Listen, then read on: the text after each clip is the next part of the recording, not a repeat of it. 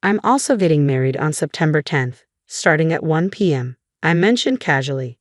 My younger sister's eyes twinkled with a mischievous glint as she smirked. Oh, same day and time, huh? What a coincidence. But you're only having a small family affair, right? I heard you're keeping it under 100 guests. That's such a shame. We're going all out, inviting everyone we know, from family to friends and colleagues. Have your little event if you must. I bit back my initial response and chose my words carefully. I'm Sarah, 30 years old, and I work full-time. I met Thomas, who's 3 years older, through a mutual friend. After dating for 2 years, we recently registered our marriage. Thomas works in the food industry and is genuinely kind and sincere. We're planning our wedding for next month, and most of the details are already in place. While many of our friends are opting for grand celebrations, we've decided to keep ours small and intimate, just with family. I prefer to avoid a mix of my parents and sister with my friends and colleagues. My parents have always favored my sister Melanie, who is 3 years younger and undeniably more attractive, something I can admit objectively. Melanie has always been their favorite, and I just wanted to avoid any awkwardness. With her striking eyes, long lashes, delicate features, and fair complexion, Melanie caught the attention of several talent agencies and worked as a teen model during her school years. My parents adored her and frequently compared her to me. Sarah, you have such a plain face. It's hard to look at you, they would say. Sarah, you lack charm. Melanie is like an angel, unlike you.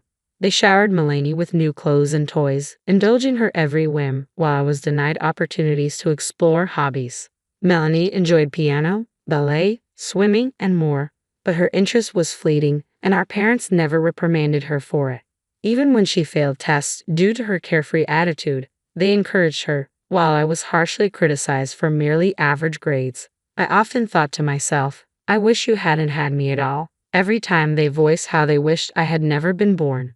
I wasn't allowed to respond as my parents criticized me and showered Melanie with affection. Unsurprisingly, Melanie grew up pampered and entitled, retaining her beauty but developing a cruel streak. We don't look alike at all, sis. Your plain face is so pathetic, she would taunt, constantly putting me down. I was reluctant to introduce my parents and sister to Thomas or his family, but my in-laws understood the complicated dynamics and didn't push. Still, my parents insisted on a meeting, so we arranged a joint family dinner.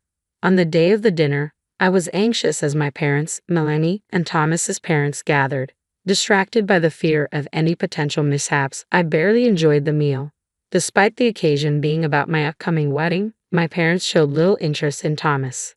When we talked about how we met or our future plans, they responded with indifference, offering only a disinterested Instead, they lavished praise on Melanie during introductions. When my in-laws tried to steer the conversation back to me, my parents would dismiss it, saying, "Forget about her, let's talk about Melanie." Melanie added, "Mom, Dad, you're praising me too much. Anyway, there's nothing interesting about sis." It was disheartening to see my dysfunctional family dynamic unfold in front of Thomas and my in-laws, their expressions growing stiffer as the evening progressed. After their meal and their focus on Melanie, my family left without offering a single congratulation for our wedding. I was stunned by their lack of acknowledgement, and while Thomas gently comforted me, I never imagined they could be this hurtful. "You've had a tough time, Sarah," my in-laws said with sincere warmth. "We know you've been through a lot. We're thrilled to have you as part of our family now. Please feel free to rely on us like you would with real parents." Their kind words touched me deeply. I expressed my gratitude and decided it was time to share something I'd been contemplating. "I'm considering having a small, intimate wedding," I began, "because as you've seen, my parents and sister can be quite unpredictable. I'm concerned about what might happen if we invite acquaintances or friends. Would it be alright if we keep the celebration to just close family?" Thomas had already agreed to this plan, and my in-laws responded with a reassuring, "Of course." I breathed a sigh of relief. With their support, it was settled that our wedding would be a small, family-only affair. However, as the date approached, I was faced with an unexpected and shocking development. I was taken aback when I received an unexpected call from my parents. "Melanie is getting married. Her fiancé is here right now. You need to come over." When I arrived, I found my parents, Melanie, and her fiancé waiting. The man looked familiar. "Nice to see you, Sarah," he said with a hint of surprise.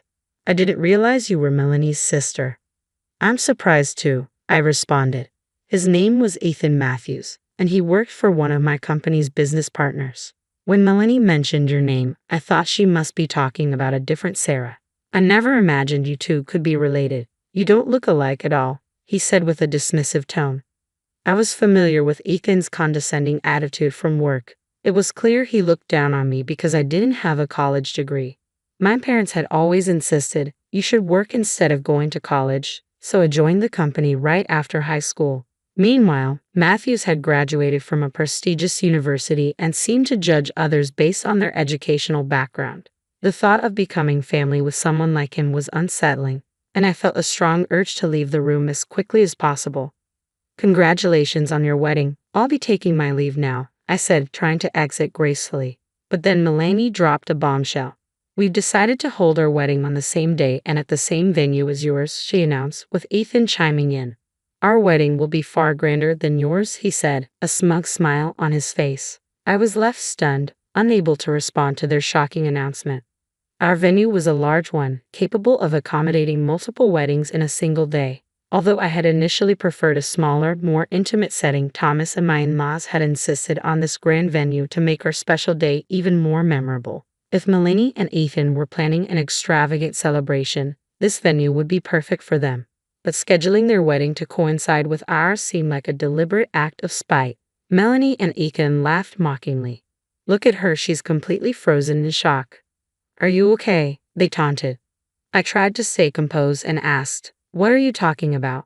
What about our parents and relatives? Which wedding are they supposed to attend? Melanie remained unshaken. Don't worry, Dad, Mom, and all our relatives will be at mine and Ethan's wedding, she said, her expression smug. Our parents immediately began calling our relatives to invite them to Melanie's ceremony. The relatives I had seen before had always favored Melanie, and now they either wanted to avoid conflict or believed her version of events over mine. Despite my attempts to explain that Melanie had announced her wedding date only hours after ours, they dismissed my concerns, calling me immature for even suggesting a conflict. Seeing the smug expressions on my parents', Melanie's, and Ethan's faces, I sighed in resignation and said, all right, fine. I left the house, and no one came to see me out.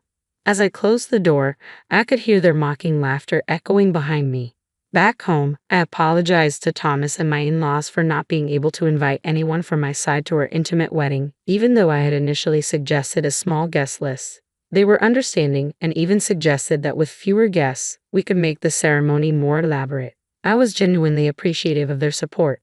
The wedding day arrived, and as I walked through the lobby, I encountered some of Melanie's relatives heading to her reception. I overheard them whispering, Sarah is such a nasty woman compared to Melanie.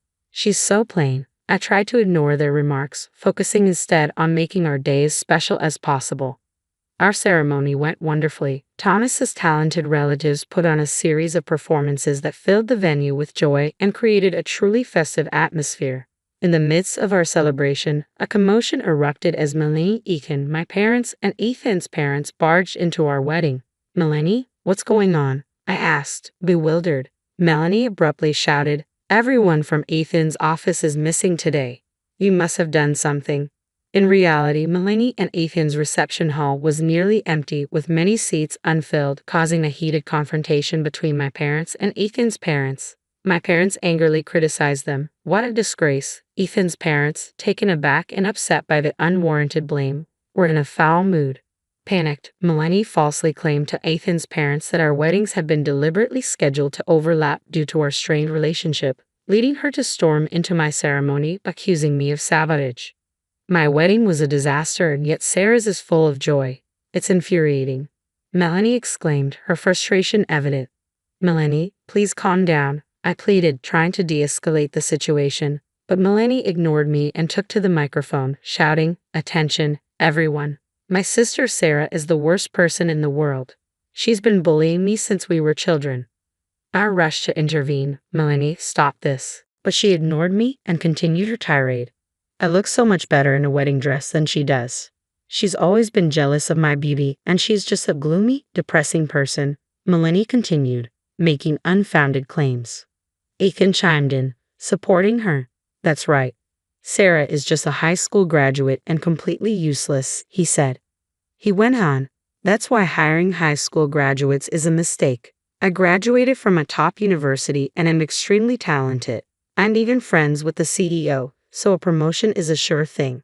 Ethan continued to boast about his achievements, adding to the tension. However, when Ethan saw my father-in-law seated at the groom's family table, his face went white. Having been so confident in his boasting and disparaging comments about me, he now trembled in fear. "Why is the CEO here?" he stammered in disbelief. "Matthews, I'm very disappointed in you," my father-in-law said, his voice filled with anger. "Why is the CEO here?" Ethan asked in a panic. My father-in-law responded, "I am the father of the groom. There's your father-in-law."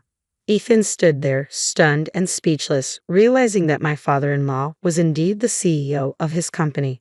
The reception venues for our weddings were adjacent, and before our ceremony began, I had overheard Ethan's guests discussing how the wedding dates and times had been intentionally overlapped. Upon learning the truth, Ethan's guests had been so frightened by the CEO's anger that they had fled the scene. "No, it's not what you think, sir.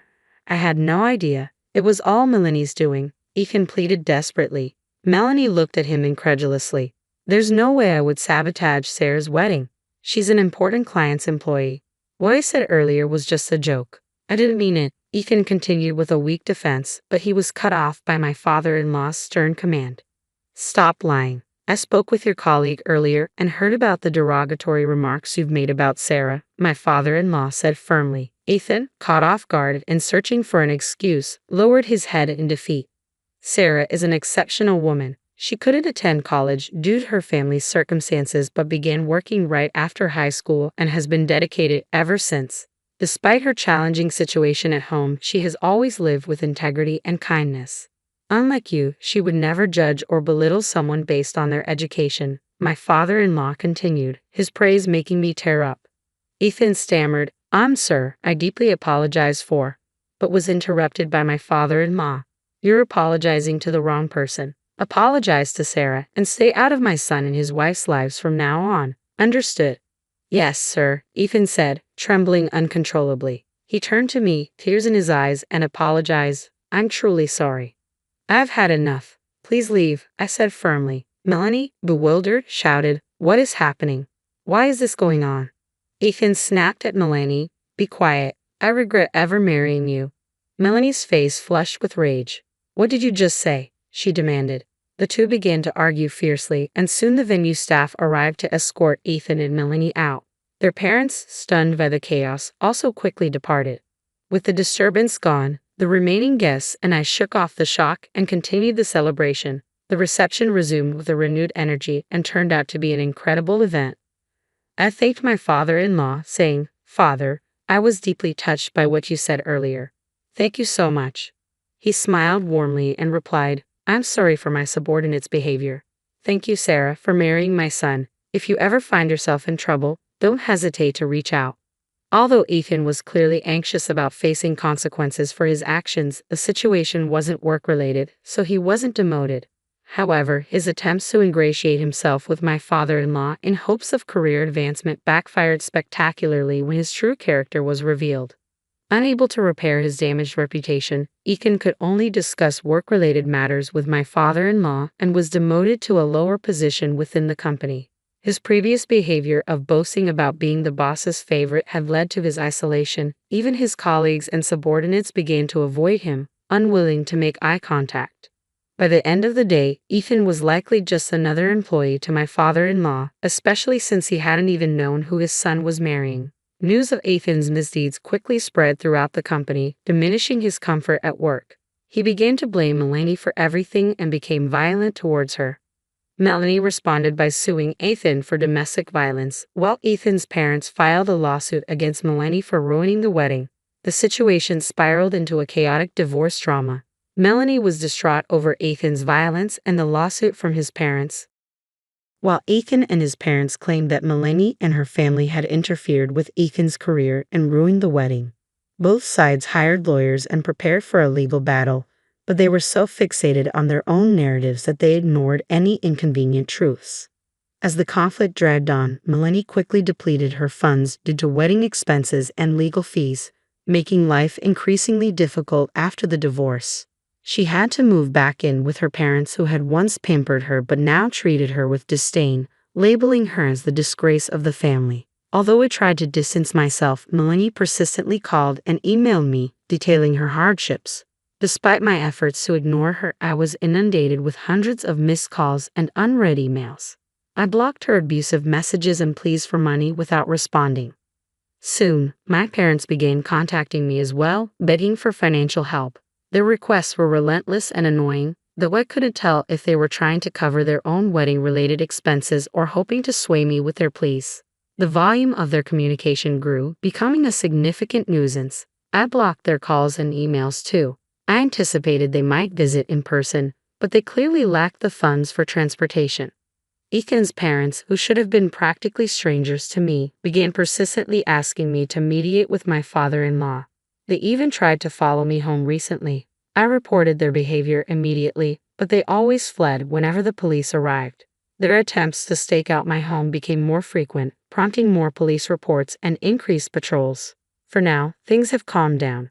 In the meantime, I'm creating a loving home with my kind mother-in-law and father-in-law, who I now think of as my true family. I'm experiencing the genuine warmth of a family environment, something I had only heard about before. Here, there's no trace of the daughter-in-law bullying I had previously endured, and I'm discovering what it truly means to have a supportive and affectionate family. Emily worked methodically in the restaurant's kitchen. She unloaded the huge dishwashers, wiped clean dishes with a towel, and loaded dirty ones again when the waiters brought them from the dining room. Their restaurant was the oldest and most famous in town. Getting a job here had been incredibly fortunate. Emily loaded another batch into the dishwasher and glanced at her watch.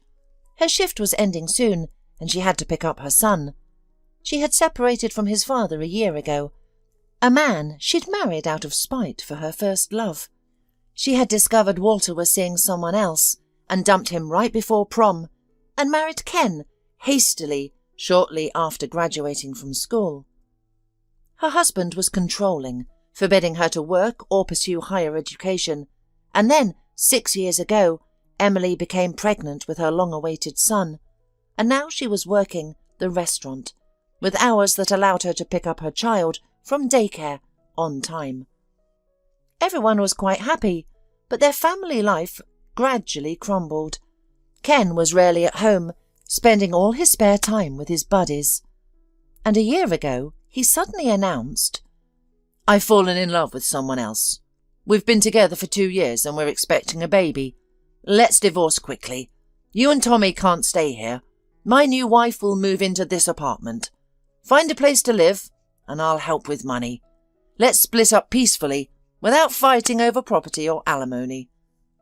"Fine," Emily replied simply. "I'm glad you at least had the decency to tell me yourself." "Well, what's there to hide? But it's good you're not being dramatic. Others would throw a tantrum." "Don't worry, Emily," her mother-in-law interjected. "I'll see Tommy and help out." Emily just nodded resignedly. She found a tiny but cheap apartment for rent next to the restaurant. Her landlady, Mrs. Allen, lived in the adjacent place with her alcoholic son, Scott. At first, he even made unwanted advances. "So, you're my mother's new tenant," Scott accosted her at the entrance. His greasy hair hung in his face, his blue eyes glinting. "I'm Scott. And your name, babe?" "Emily," the woman replied. "But excuse me, I'm rushing." "What's the rush? If you're in such a hurry, you can be kicked out right away. Won't take long. Let's get acquainted properly. Sit and talk." "I need to pick up my son from kindergarten," Emily protested. "Watch who you're talking to. You're talking to the apartment's landlord," Scott snarled, grabbing Emily's arms roughly, and began forcing her into the apartment. She was saved by keys, which she had in her hands. With her makeshift weapon, she struck Scott's leg, using all her might. Once, twice, 3 times. His grip loosened. Mrs. Allen burst out of her door, wielding a broom, which she brought down on Scott's back. "You fool! Why are you harassing my tenants? You bloodsucker! Always stealing my pension, and now you want to drive away my tenants? No wonder no one stays here. It must be your doing." "She attacked me first, look," yelled her son, showing his torn pant leg. "Serves you right. You'll heel like a dog anyway," Mrs. Allen retorted, then turned to Emily. "Don't be angry with him. He's a fool, crude and insolent, but cowardly. Just don't move out, and I'll keep him in line." "All right," nodded Emily, who had nowhere else to go anyway. "But let him know he won't get off so easily next time." Scott learned his lesson after a few more rebuffs and quieted down, barely causing trouble anymore. Soon, Ken and Emily divorced. Ken even helped Emily with the move. However, that was it. As expected, Emily never received the promised help. Ken didn't even call, showing little interest in his son. However, Emily's personal issues paled in comparison to her work situation. Emily's relationship with the administrator was strained. Deborah was an angry and jealous woman, though beautiful. When she hired Emily, she emphasized, "I value loyalty in people, do you understand? You must be loyal to me. If you notice anything important, report it to me." "Are you trying to make me a spy?" Emily protested. "Besides, others won't confide in a mere dishwasher." "Don't worry. People relax when they view you as furniture," Deborah smirked. "Just keep your eyes and ears open. That way, you might last longer than others." Emily learned her lesson and avoided arguing with her boss, but she never snitched on her co-workers. All this year, Emily had firmly endured Deborah's constant nagging and complaints. She could burst into Emily's workspace unexpectedly to check plate cleanliness and sanitary compliance, often making up new requirements on the spot. Yet Emily didn't complain. Her earnings were decent enough to support herself and her son, with tips shared among staff after each shift.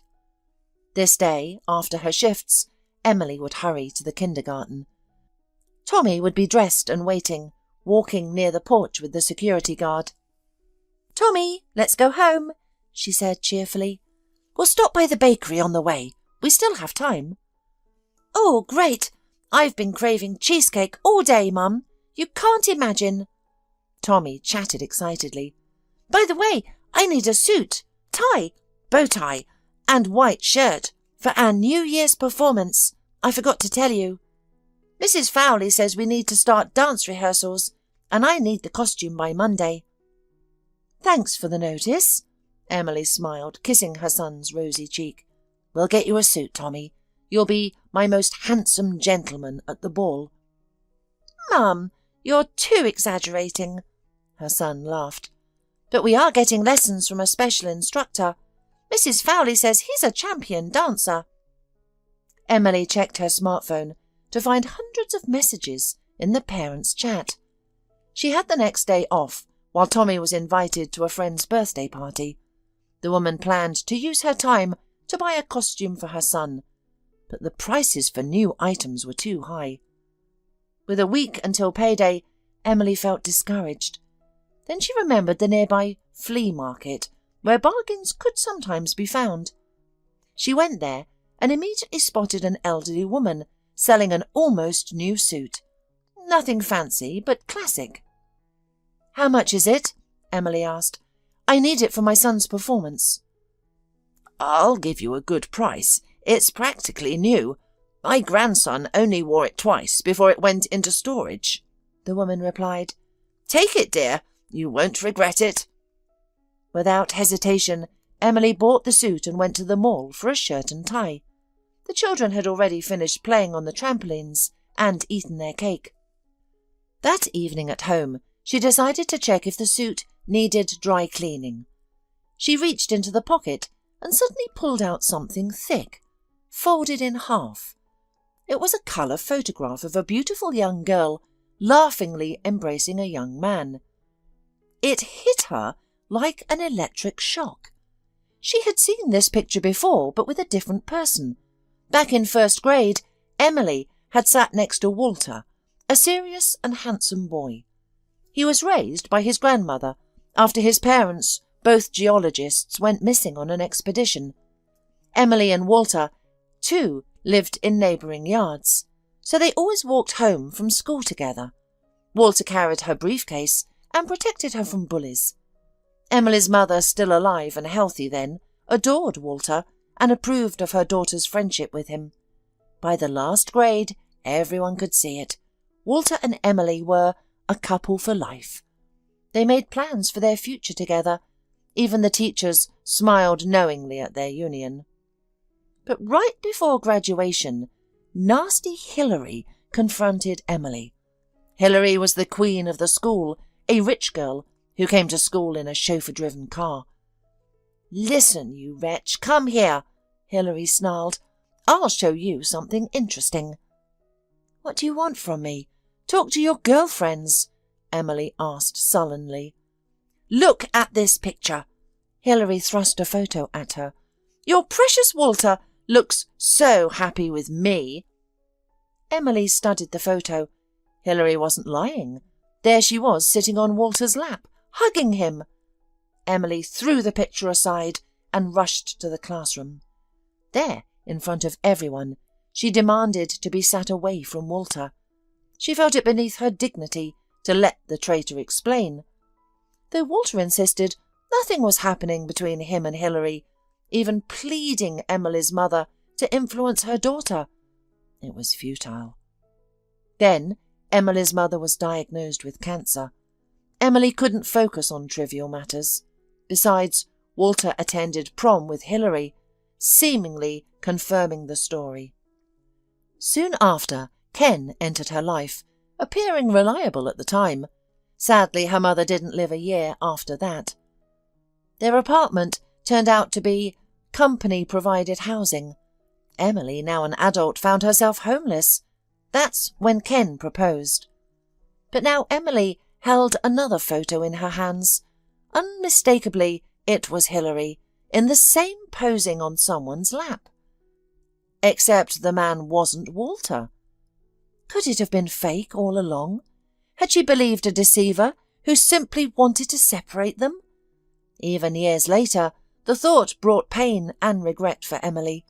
The woman barely slept that night. The next morning, she could hardly wait for the flea market to open.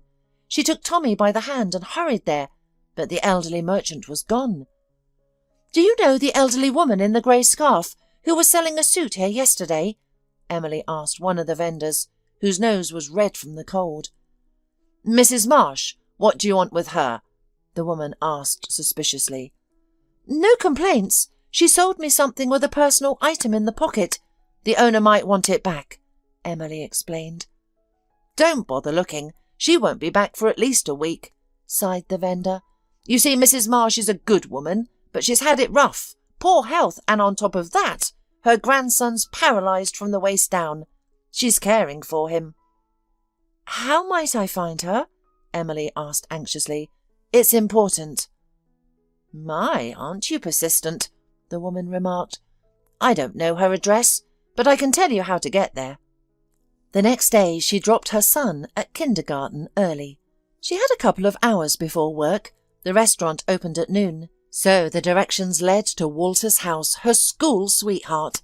Realising she wasn't mistaken, Emily felt excited. She had to ring the intercom for a long time. Finally, a panting male voice said, "Grandma, have you lost your keys?" "Walter, it's me," Emily said after some hesitation. "Let me in, please." The door opened. Emily rushed up to the second floor. There, in the doorway, in a wheelchair, Walter was waiting for her. "Hello," he said casually, as if nothing had happened. "Come in." "I found a picture," Emily said. "Accidentally bought a children's suit from your grandmother." "And realised that I wasn't guilty?" Walter grinned crookedly. "I told you then that it was a montage." Emily sighed.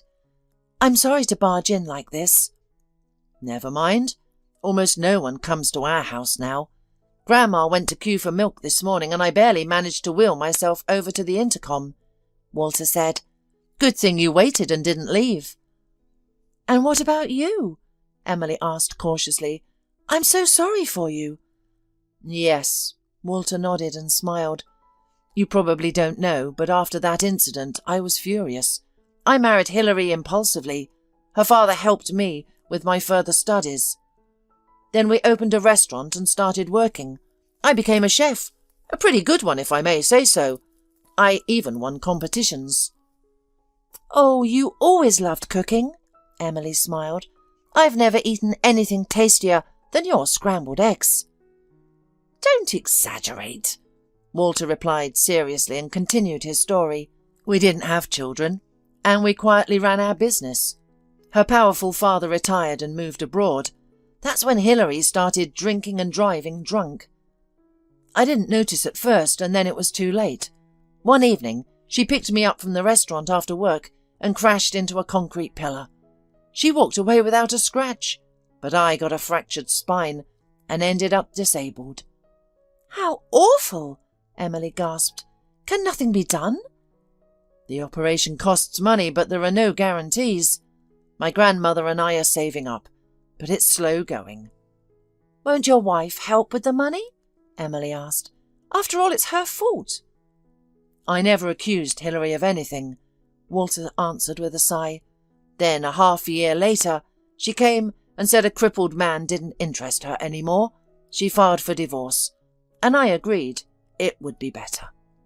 "And left you broken in the care of your elderly grandmother," sighed Emily. "Yes, we turned out to be quite different from Romeo and Juliet," Walter grinned. "Tell me about yourself. What do you do? How do you live?"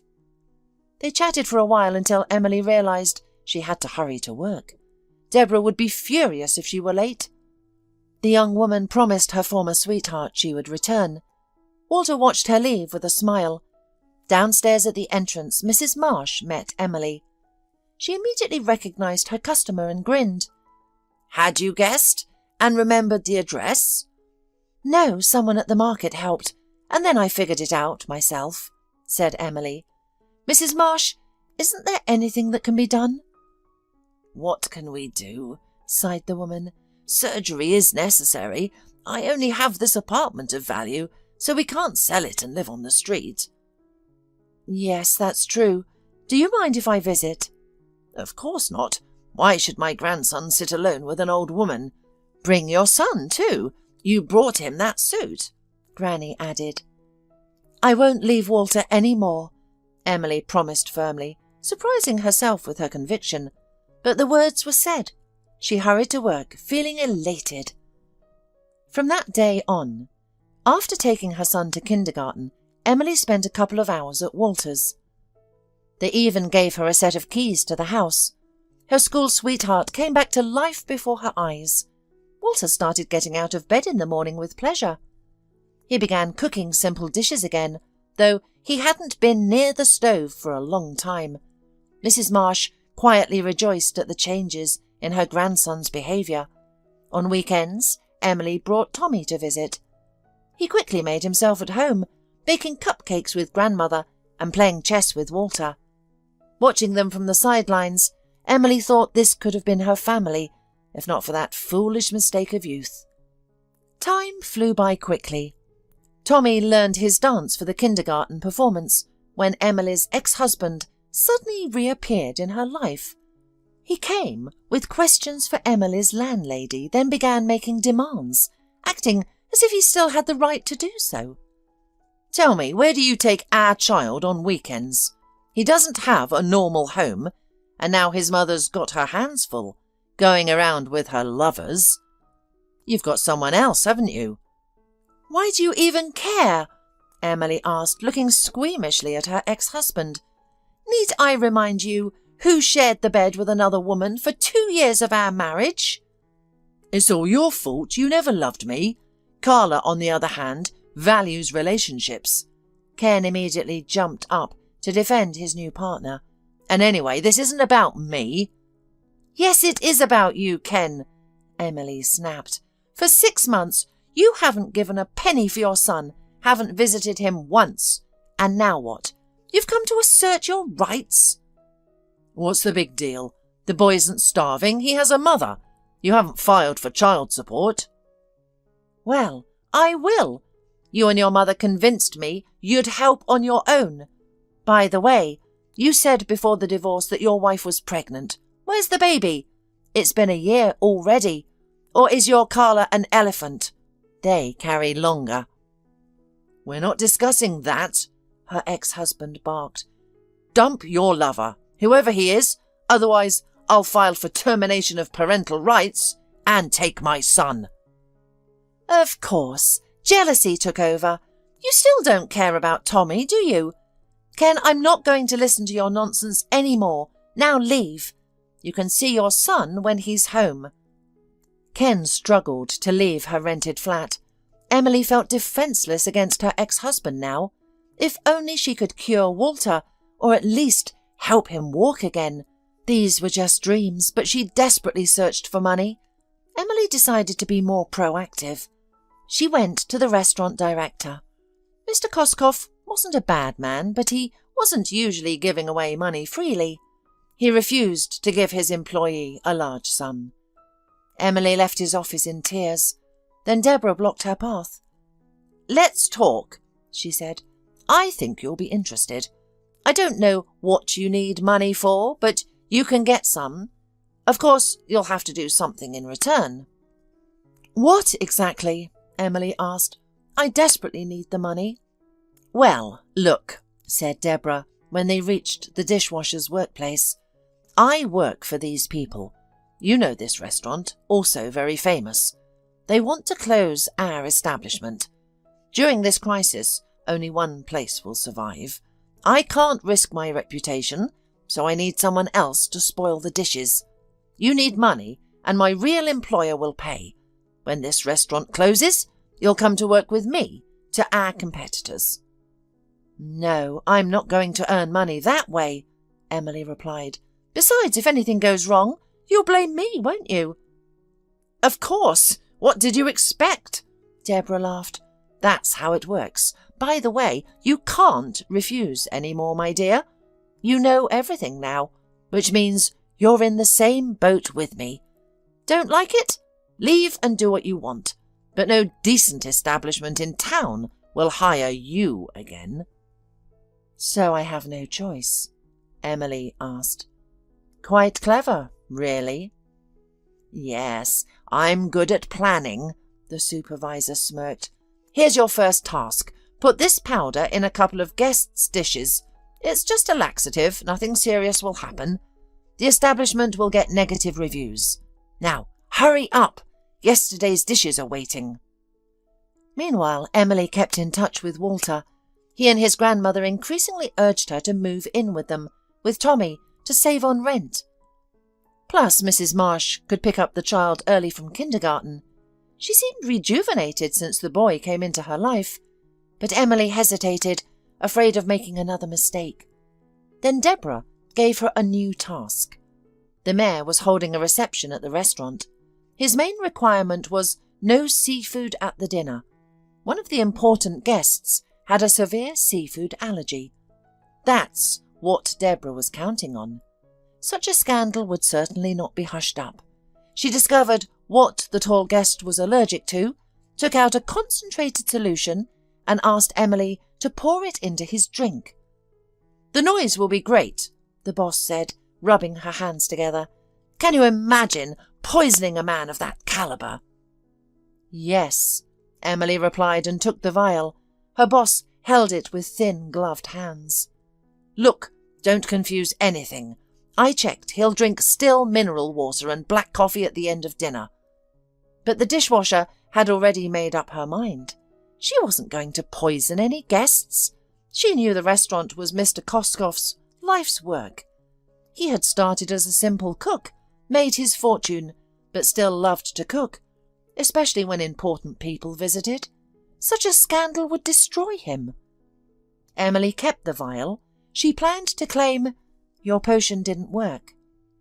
When Deborah demanded a glass of sparkling wine to lift her spirits before the evening, Emily poured the vial's contents into her drink. After a few sips, the supervisor turned red and began swelling rapidly. Until then, she had kept her allergies secret.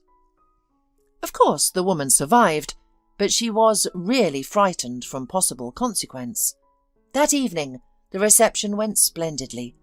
The staff anticipated generous tips. Emily knew she would never work there again.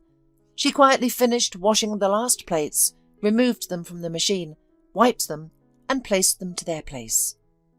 The weekend passed, and Monday morning brought a call from Deborah, summoning Emily to collect her final payment.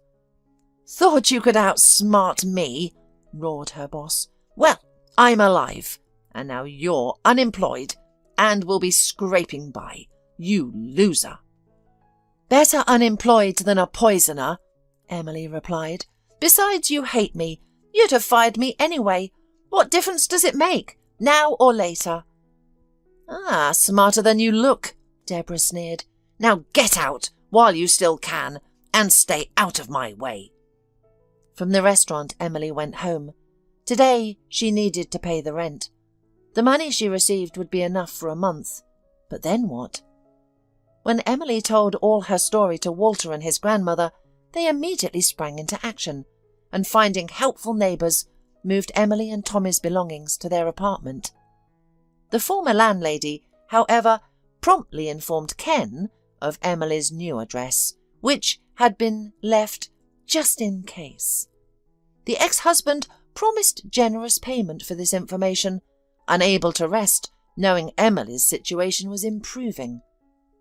The next morning, Tommy went to kindergarten, and Emily was going to return a few hours later for her son's kindergarten matinee. She even felt relieved about losing her job. Requesting time off from Deborah would have been impossible. Walking back to Walter's house, she entered the apartment building and felt someone catch the closing door behind her. Emily hurried up to the second floor, opened the door and slipped inside, but her ex-husband followed her into the apartment. "Ken, what are you doing? You scared me!" she cried, backing away. "I need to know where my wife is sneaking off to," he said indignantly. "Ex-wife," Emily corrected. "You have a new family." "That doesn't matter. So, who you live with?" Ken strode into the room, spotted Walter in his wheelchair, and laughed. "No surprise here. The lovebirds reunited, as I see. Congratulations on your wonderful life with a cripple." "That's none of your business," Emily snapped. "He's twice the man you are, and actually cares about my son." "Is he even my child?" Ken snarled. "Maybe you two never stopped seeing each other. I've been walking around like a fool all these years. Anyway, just wait for the court summons. My child won't live with such an immoral mother. He's better off in boarding school." After Ken left, Emily broke down in tears. She knew he was doing this deliberately to hurt her, but she felt powerless to stop him. Walter tried to comfort her. He reminded her that mothers should look beautiful at the matinee, not be crying. Emily finally calmed down. She put on her favourite dress, which she had once sewn for the prom. She let her hair down, styled it beautifully, did her makeup, and went to the party. Mrs. Marsh was also invited, but cited business and stayed home. Tommy's performance was sensational. He moved noticeably better than the other children. His dance with a girl from the kindergarten earned thunderous applause.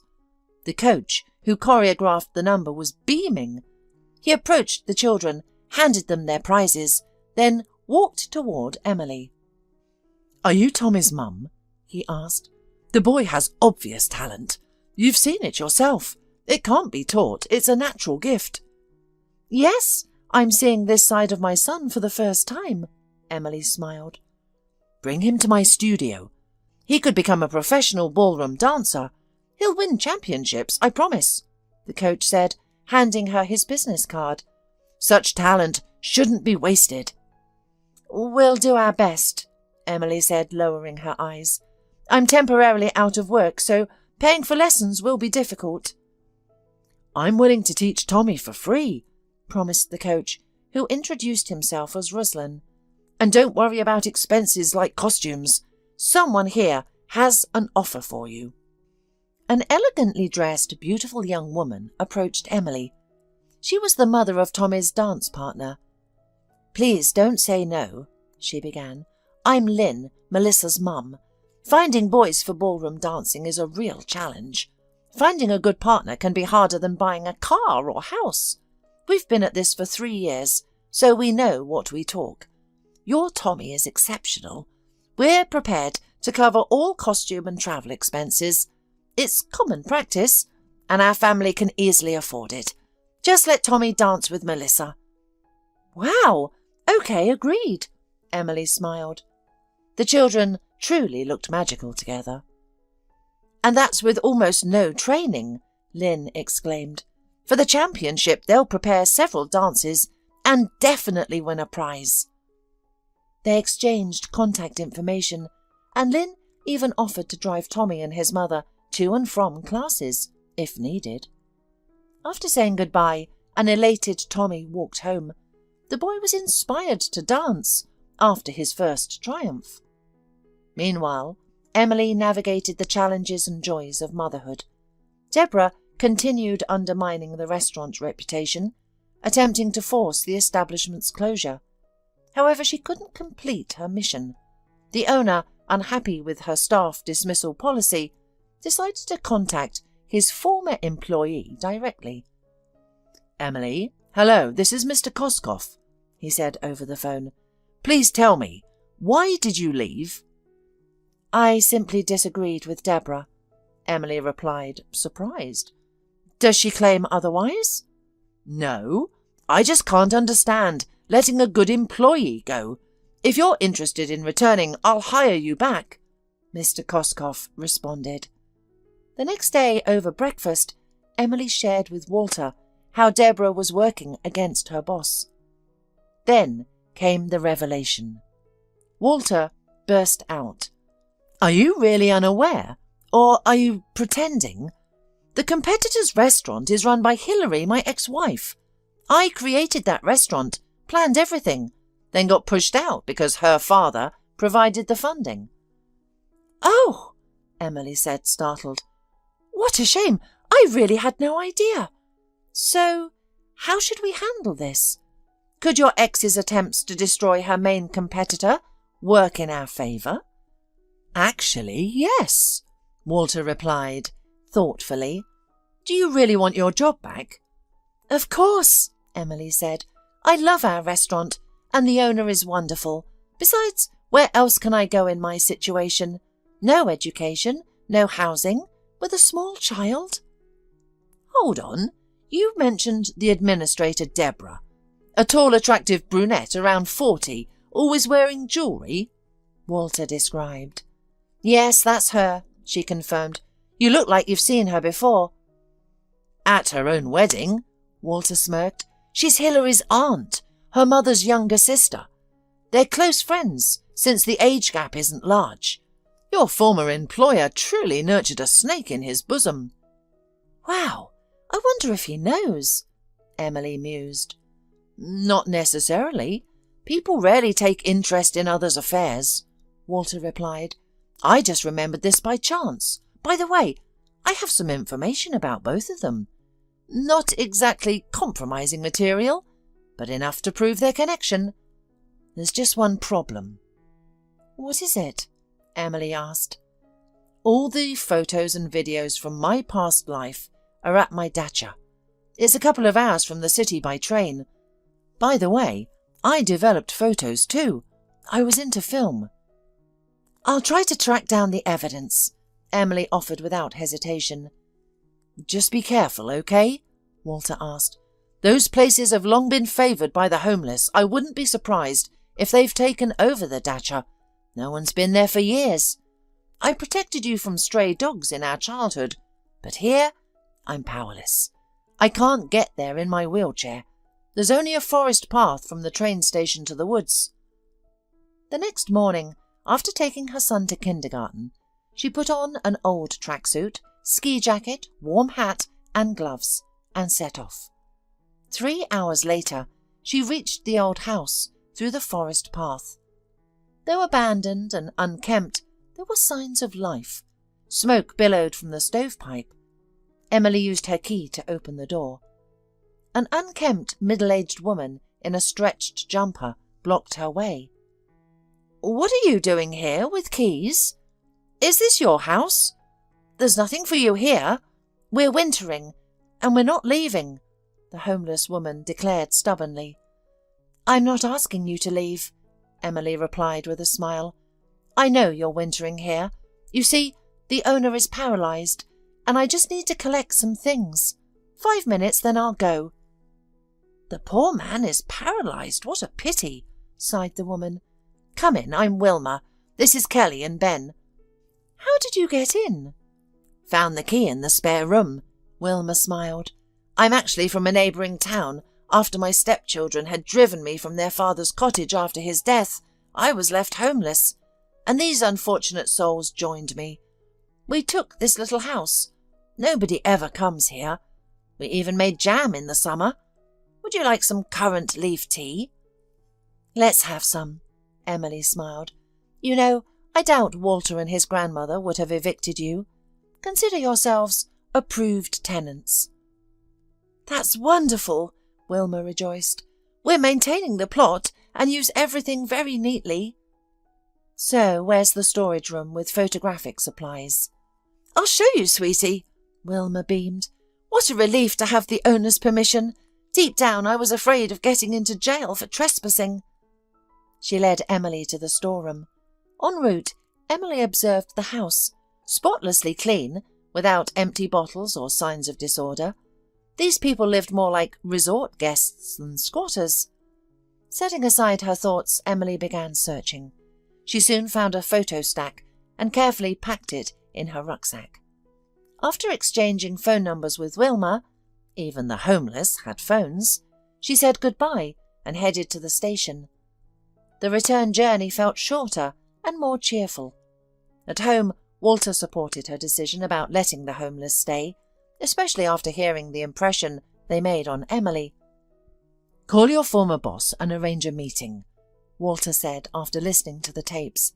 "Now you can back up your words with facts." "Is it really going to be possible to defend myself?"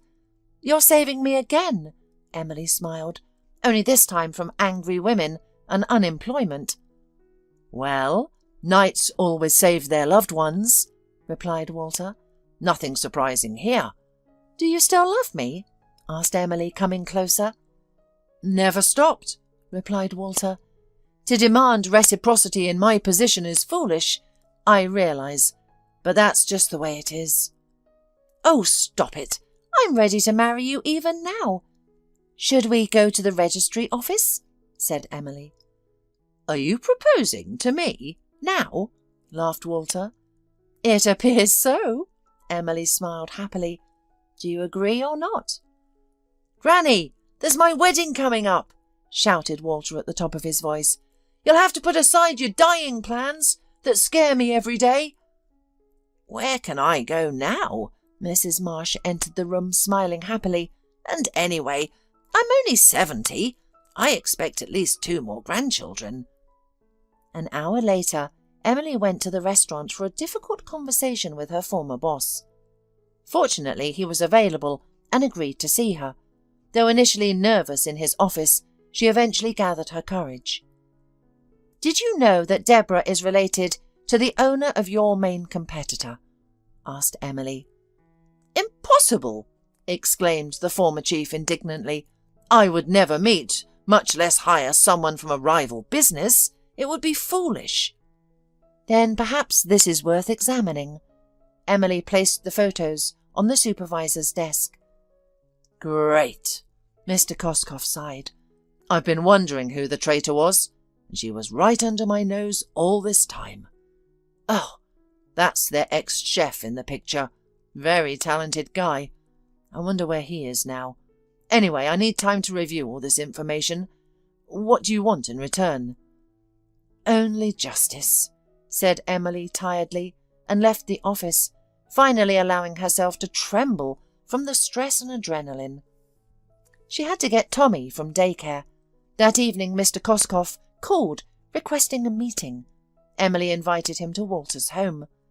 The former boss understood everything instantly upon seeing a man in a wheelchair in the kitchen. "Was it for his operation that you asked the money?" Mr. Koskoff asked Emily. "I'll provide it. Interest-free loan, if you prefer." "Yes, that would suit us perfectly," replied Emily cheerfully. "What have you decided about the other matter?" "We'll fight the competition, but honestly, come back as administrator. The restaurant needs you. Would that work for you?" "Absolutely!" Emily could barely contain her joy. "Have you found a dishwasher yet?" "No luck, but you know how hard it is to find workers these days," replied Mr. Koskoff. "If you have someone in mind, hire them." "I think I can help," Emily smiled. "Of course, I'll advance it to you now, and don't delay the surgery. I understand too much time has been lost already." After Mr. Koskoff left, Emily and Walter submitted their marriage application remotely the next morning. They wanted to be married before the operation. The new administrator then went to manage the restaurant. The staff welcomed the change enthusiastically. While updating the menu, Emily made a phone call. "Wilma, I have a business proposition. Would you like to try working as a dishwasher at the restaurant under my supervision? I can help with housing too. Come to town and I'll explain everything." That evening, after leaving her son with Mrs. Walsh and Walter, she met Wilma at the station. The homeless woman stood clutching a large bag, looking lost. Emily took her to her former landlady, paid 2 months' rent in advance. Mr. Koskoff was pleased with a new dishwasher, and Emily got a bonus for finding a new employee. This development didn't escape Ken's notice.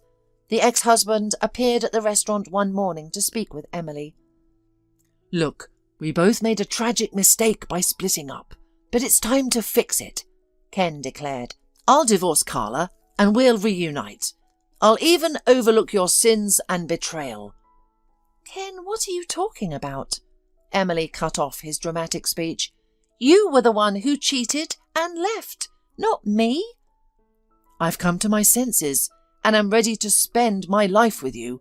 That is, to start a family again," replied Ken, eyeing his ex-wife in her new stylish business suit. Emily looked radiant. "Sorry, I'm not interested," she replied.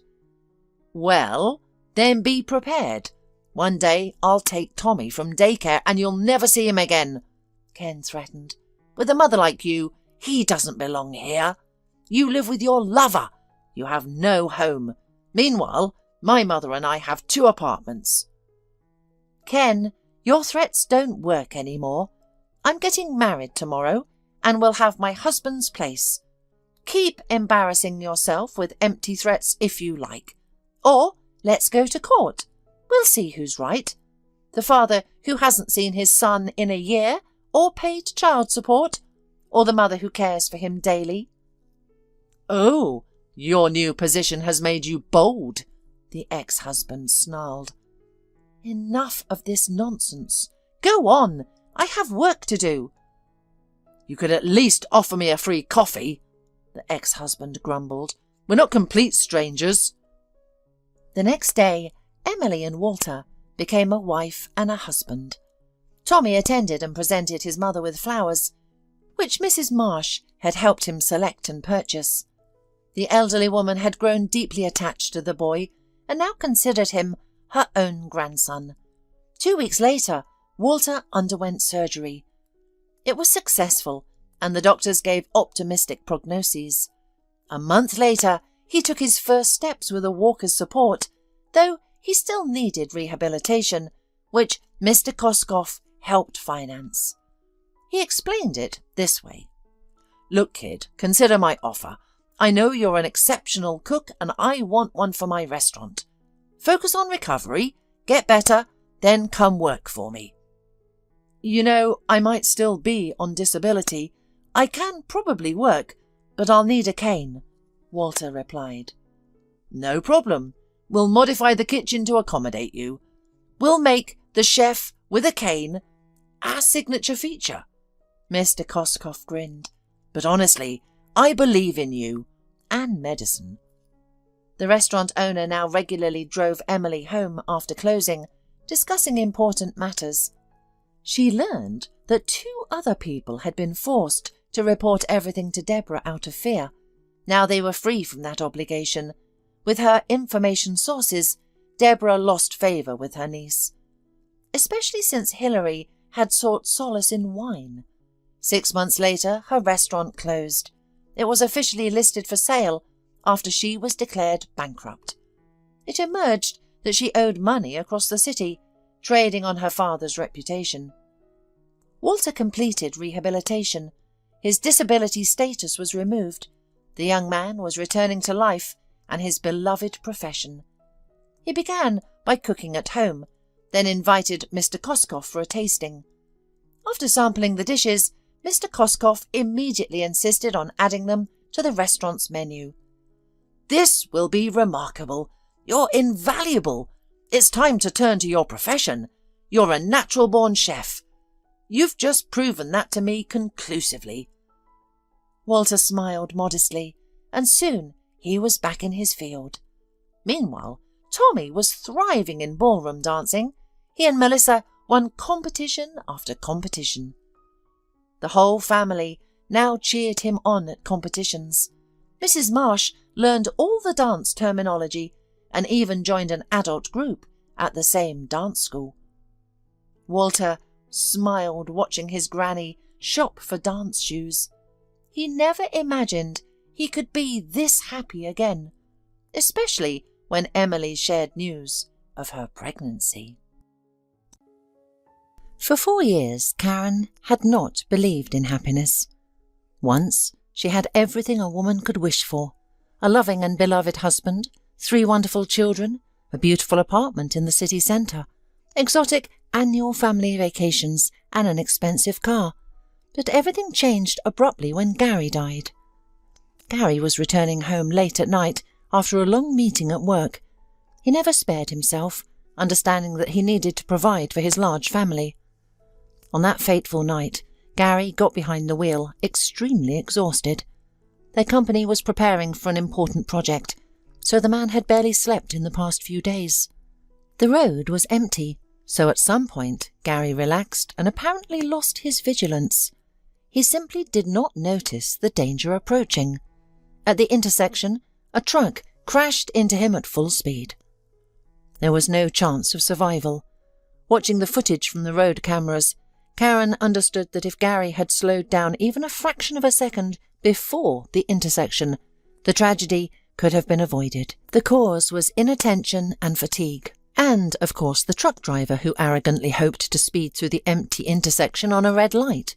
But there was no point in blaming anyone now. Gary wouldn't come back anyway. Karen could not accept what had happened for a long time. When the police called her, she was convinced that she had fallen victim to a telephone prank or scammers who extort money from gullible relatives by telling them that a family member is in trouble. Karen got to the morgue in 10 minutes, almost getting into an accident herself. She entered the building on unsteady legs. "This is nonsense," she tried to convince herself. "This is some kind of mistake. Gary is at work. It's not the first time he's been delayed." "Mrs. McPhee?" A policeman called out to her. "Where is he?" she asked. "May I see him?" "Perhaps that's not the best idea," the man replied, somewhat embarrassed. "You see, it was a terrible accident. Almost nothing was left of the car. And your husband... I called you now more for the identification of personal belongings. I don't think it's reasonable to conduct a body identification in your state." Everything inside her went cold and tight. The policeman led the woman into a small room. Behind the desk sat another man. He lazily pulled out a drawer from the desk and took out a clear plastic bag containing items stained with red. "Here, take a look." The policeman began laying out the contents on the table. "Do you recognize any of these items?" Karen was about to say, without looking, that she was seeing all this for the first time, but then she noticed a golden pendant that she had given her husband for one of their wedding anniversaries. The woman reached out to the shiny rectangle, but her legs gave way. Everything in front of her eyes blurred. "Yes, these are my husband's things," the woman said in a trembling voice. "We need to go to the station now, fill out the papers, and watch the footage from the surveillance cameras," the officer told her. Karen no longer cared. Her whole world had suddenly collapsed. What did some papers matter now? After the funeral, Karen became completely indifferent to what was happening around her. The nanny took care of the children, and Karen began to drink secretly. She did not react to the critical remarks of the housekeeper, who constantly found bottles in the trash. She locked herself in her room and spent hours looking at photographs of their once happy family. This went on for several months. Then, one day, Karen woke up on a frosty winter morning with a severe headache. She looked around at the mess surrounding her and cried. Only now did she finally realize that Gary would never again come into their bedroom, hug her, or call her to eat the pancakes he always made on weekends for breakfast for the whole family. Leaving the room, the woman made her way to the kitchen first thing in the morning. Everyone in the house was still asleep. The clock showed it was just past 7. Karen was determined to cook her husband's favourite dish. When the last pancake had migrated from the pan to the plate, Chilton came into the kitchen. The eldest daughter was 8, but was quite developed for her age. "Mummy," the girl was surprised, "did you make Daddy's pancakes?" Of all the children, she was the only one who realised that her father was gone. Andrew, who was only 5, cried for a long time, but could not understand what was happening. And Leela was just a baby and unable to perceive such information. "Honey," Karen sighed heavily, "it won't be the same, but we're strong, aren't we? We'll try to cope somehow." Chilton sat with a confused look. Looking at her mother, the girl could hardly believe her words. Her mum had lost a lot of weight. Always neat, stylish hair had turned into some kind of crow's nest. There were dark circles under her eyes, and her hands were trembling. "You know what?" Karen suddenly suggested. "Let's have a beauty day this morning, just the 2 of us." They used to organise this kind of entertainment regularly. Therefore, hearing her mother's proposal, the daughter agreed without hesitation. While they were talking, Andrew and Leela entered the kitchen, accompanied by Mrs. Musser, the nanny. The boy carefully held his little sister by the hand, leading her like a princess. "Mummy!" the little ones shouted in unison, hugging her. "My good ones!" Karen smiled, hugging the little ones. "Good morning, Mrs. Musser." "Good morning. I see you're in a good mood today," the nanny answered her warily. The woman's eyes were relieved. Lately, she had been distressed about Karen. She had been working in their family for 8 years now, and during that time, she had grown accustomed to everyone as if they were her own family. And to see Karen gradually fading away was unbearable. Mrs. Musser willingly moved in with them to help in some way and take on some of the responsibility of a hostess. The next day, Chilton and her mother went on their beauty expedition, as they called their visit to the salon. Karen was quickly tidied up, and Chilton had her charming braids braided. But there was a hitch at the reception. "The payment doesn't go through," the administrator said, smiling guiltily. "Let's do it again. It happens." When the payment failed several more times, Karen became seriously worried. Taking cash out of her purse, the woman paid. Getting into the car, she called the bank and reported the problem. "Mrs. McPhee," the employee answered her politely, "you see, the account to which your card is linked is frozen. I can't give you the details over the phone, so please come to the office." Karen never thought much about how much money was in it, knowing that her husband earned very well. "Of course, it's some kind of technical error," the woman convinced herself. "Now I'll go to the bank and find out everything." But the bank didn't say anything comforting. On the contrary, the situation was much worse. The account was arrested and blocked. Gary had some debts that Karen had no idea about. Suddenly, fear gripped Karen's throat. She didn't work. Having married a wealthy and promising man, the linguistics student initially did translations, dreaming of a career as an international translator, but her husband was categorical. "I can provide for you so that you want for nothing for the rest of your days." Karen never went to work, and then Chilton was born, and the woman devoted herself entirely to her family. If only Gary knew how everything would turn out. Now we're facing the end of days. Karen laughed bitterly. Of course, there was some cash at home, and she could sell the jewellery. That would be enough for a while. However, to her surprise, the money ran out at supersonic speed. The jewellery had been sold, and the contents of her husband's safe were quickly melting away. There was nothing left to do but to seek advice from Mrs. Musser. "Mrs. Musser," Karen began, quietly entering the kitchen, where the nanny was cooking something, "I need to talk to you. I have no more money." "What are you talking about, Karen?" The woman looked at her uncomprehendingly. "What do you mean you have no money? I always thought Gary earned enough to last your grandchildren a comfortable old age." "That's how it was," Karen sighed. "But apparently he had some debts. Cosmic debts. I went to the bank. All the accounts are blocked. I've been spending cash from the safe for 2 months now, and I've sold almost all the jewellery." "Karen, why didn't you tell me earlier? This is not a small problem," Mrs. Musser exclaimed in disbelief. "It was awkward," Karen justified. "I never really knew how to count money. It was Gary's job. He never involved me in the affairs. It turns out that money has a way of running out, and now I don't know what to do. I'm at a loss." "You need to find a job urgently while there's still time," Mrs. Musser declared resolutely. "You have a good profession. Translators are always needed." "But who will hire me? I graduated from university 10 years ago. I have no experience. Nothing." "Never mind. Work on the internet. It seems to me that translations are always in demand. In any case, you won't know until you try." "That's true," Karen sighed. "Do you think they pay well?" "Well, good or bad, but it will be enough to live on. Of course, you'll have to tighten your belt, but it all depends on you. You understand that yourself. I won't leave you in trouble, but it's time to take control." A few months passed, and Karen had to sell her apartment to cover the remainder of the debt. "Mummy?" Andrew asked inquisitively when they entered into the new rented dwelling. "Where is my room?" "Right here.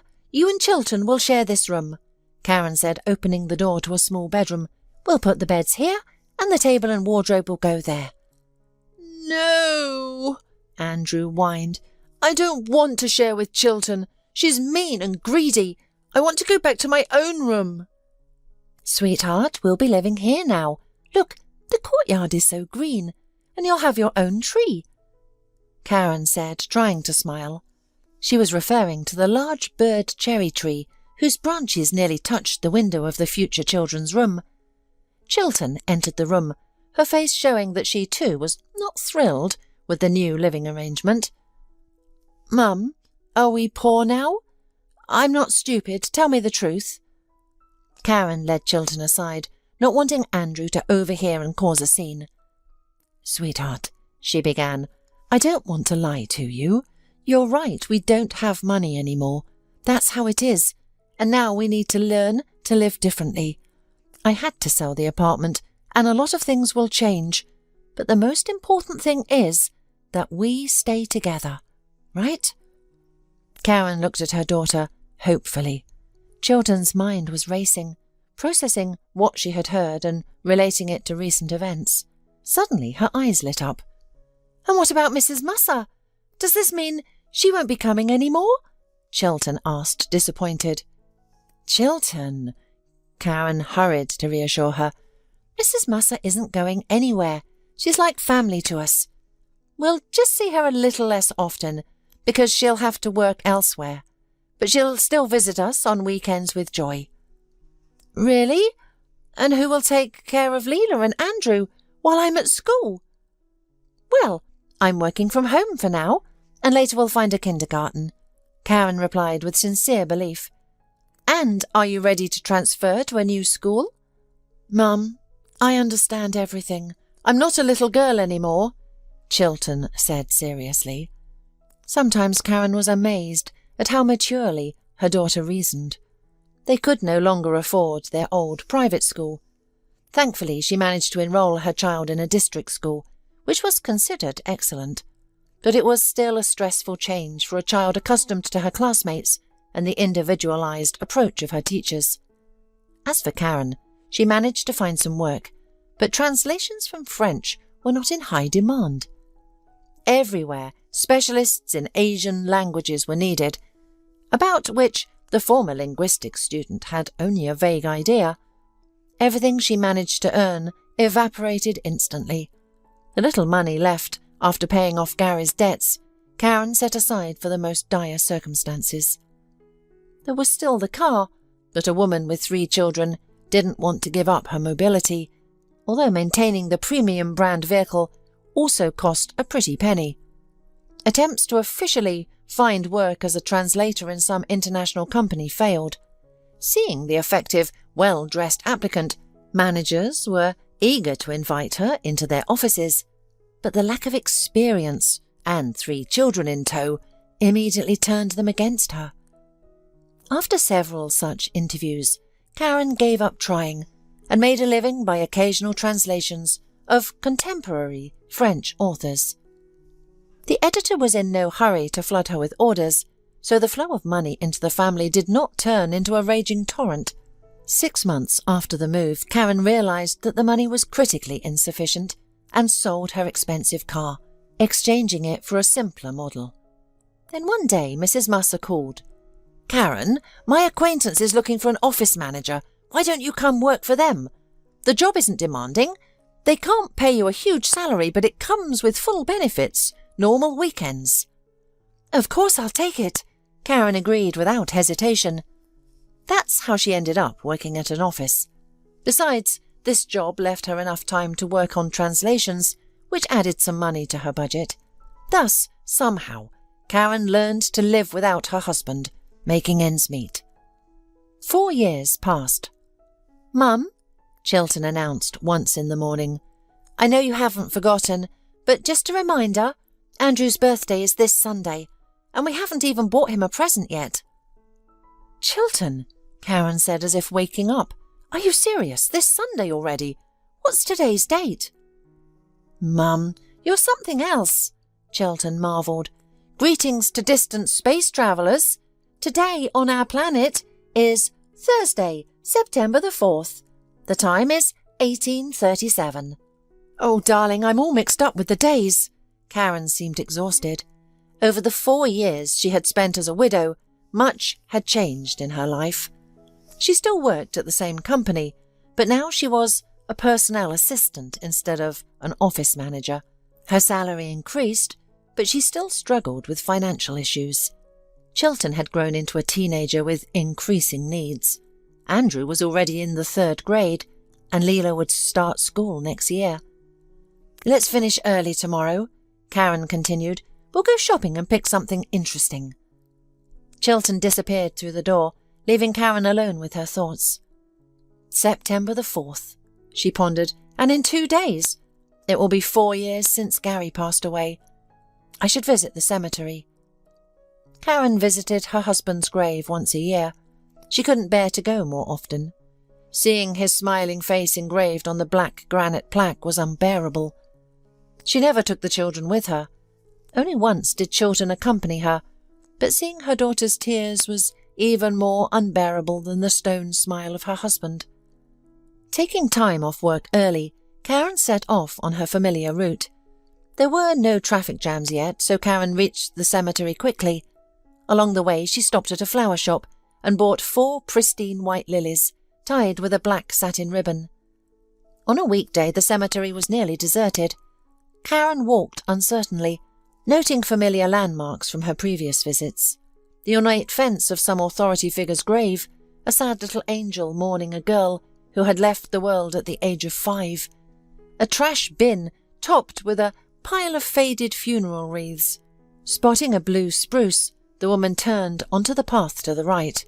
"Well, here I am," she said in a trembling voice, squatting down in front of the ever-smiling Gary. "I'm sorry I'm alone and haven't come for a long time, my love. I brought flowers. I know you didn't like them, but it's a tradition." With these words, Karen put the lilies in a jar with water, putting aside the dried remains of the ones from the last time. "And our children have grown up.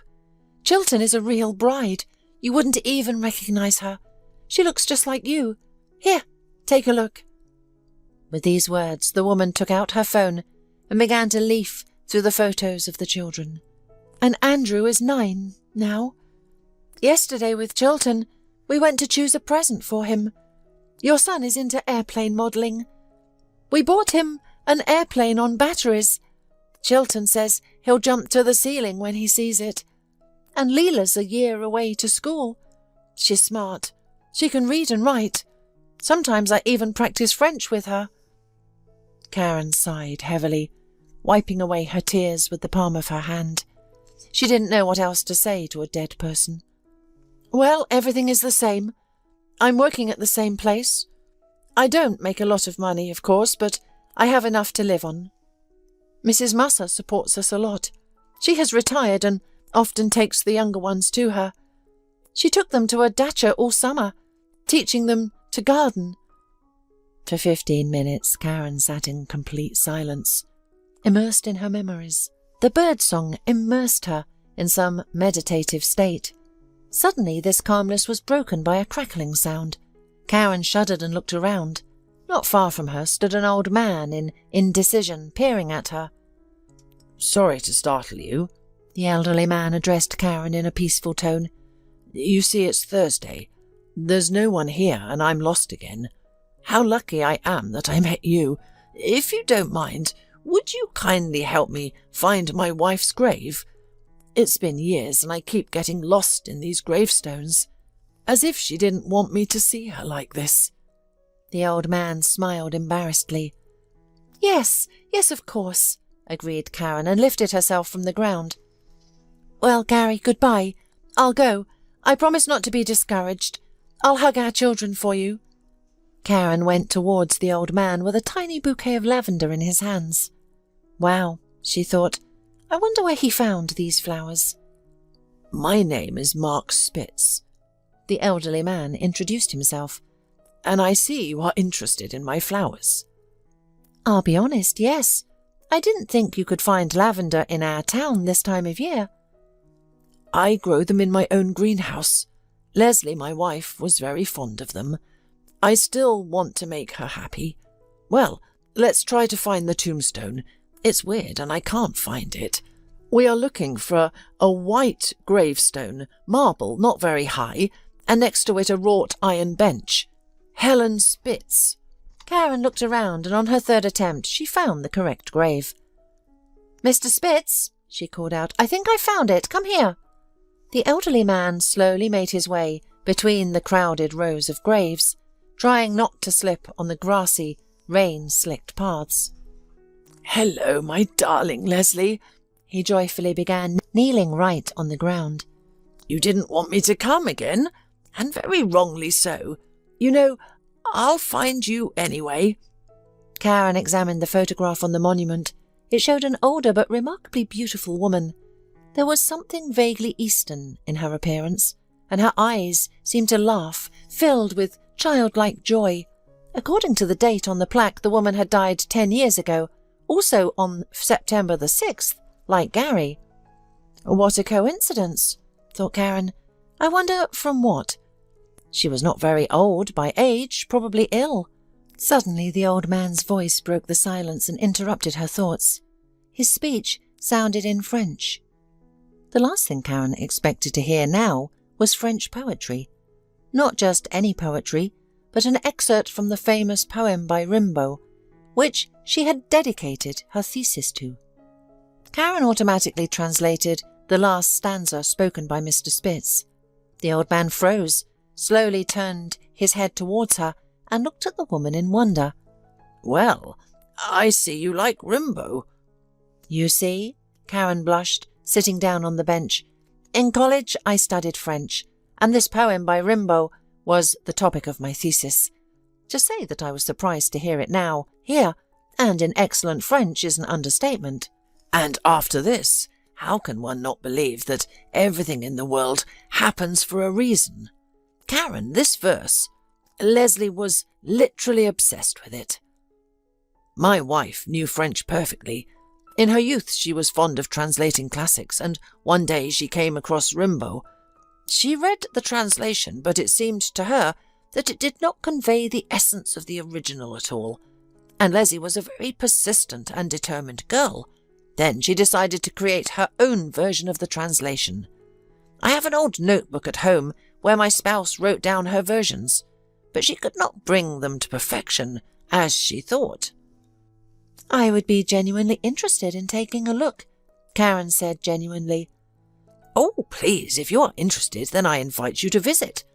I live alone. My son married and moved abroad long ago. Visits once every couple of years.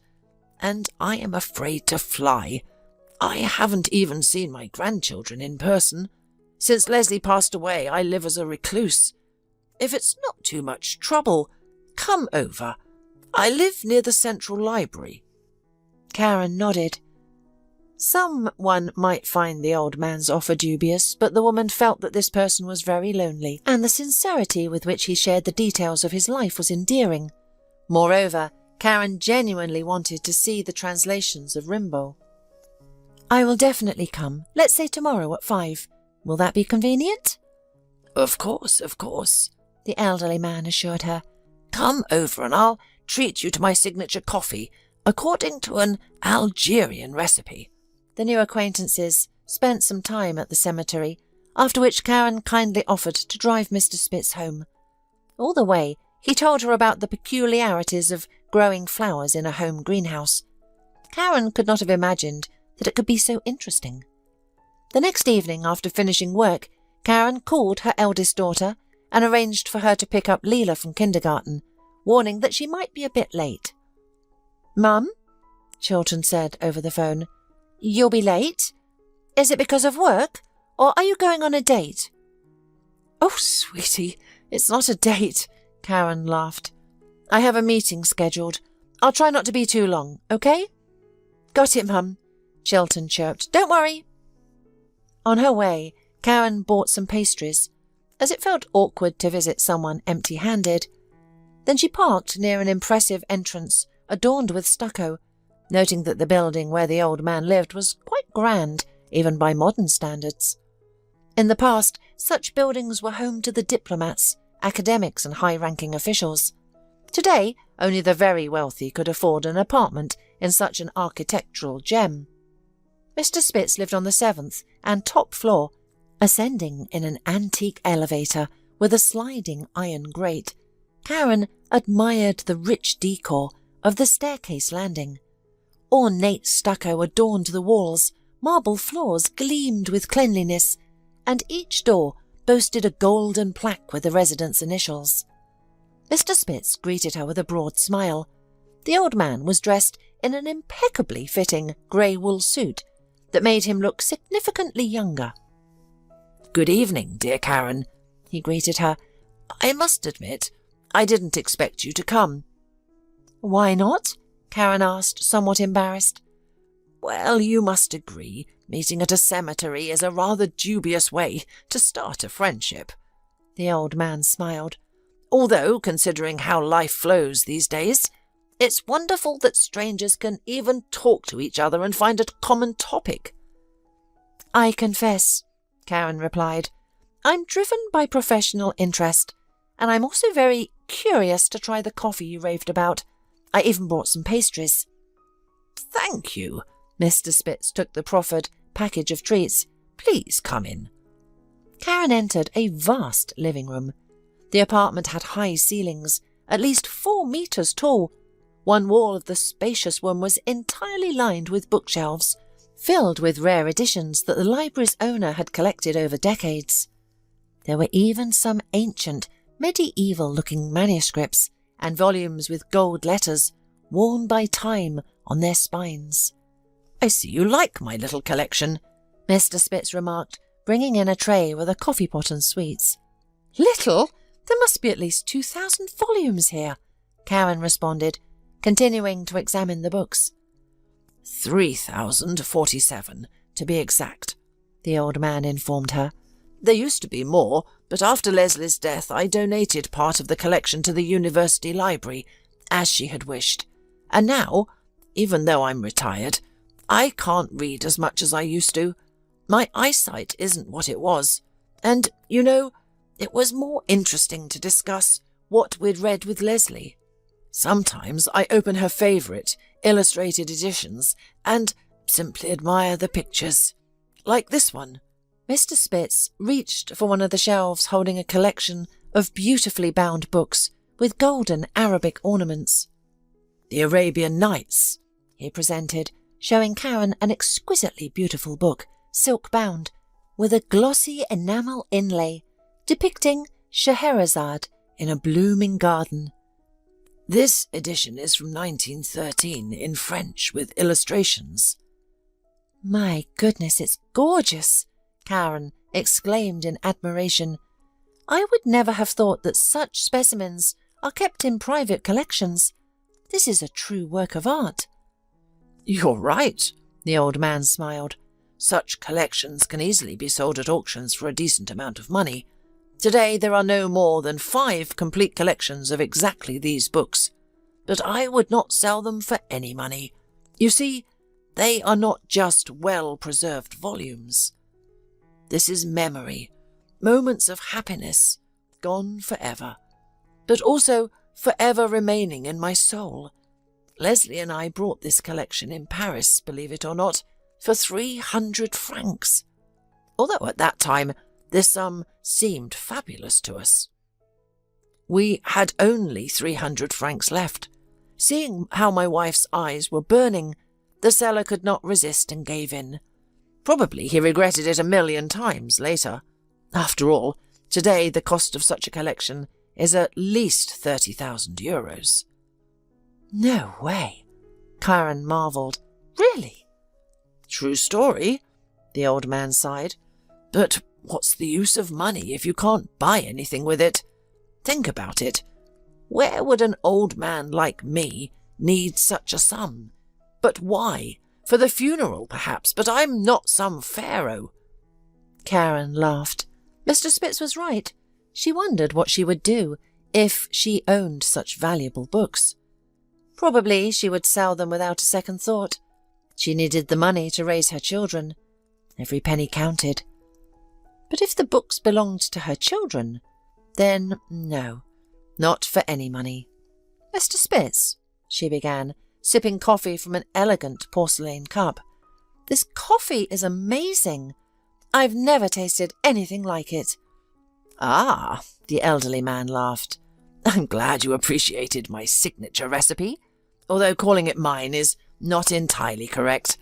I learned to make coffee this way from an old Arab named Amin. His coffee shop was located in one of the old quarters. Arabs greatly value coffee. For them it's not just a drink, but a whole culture.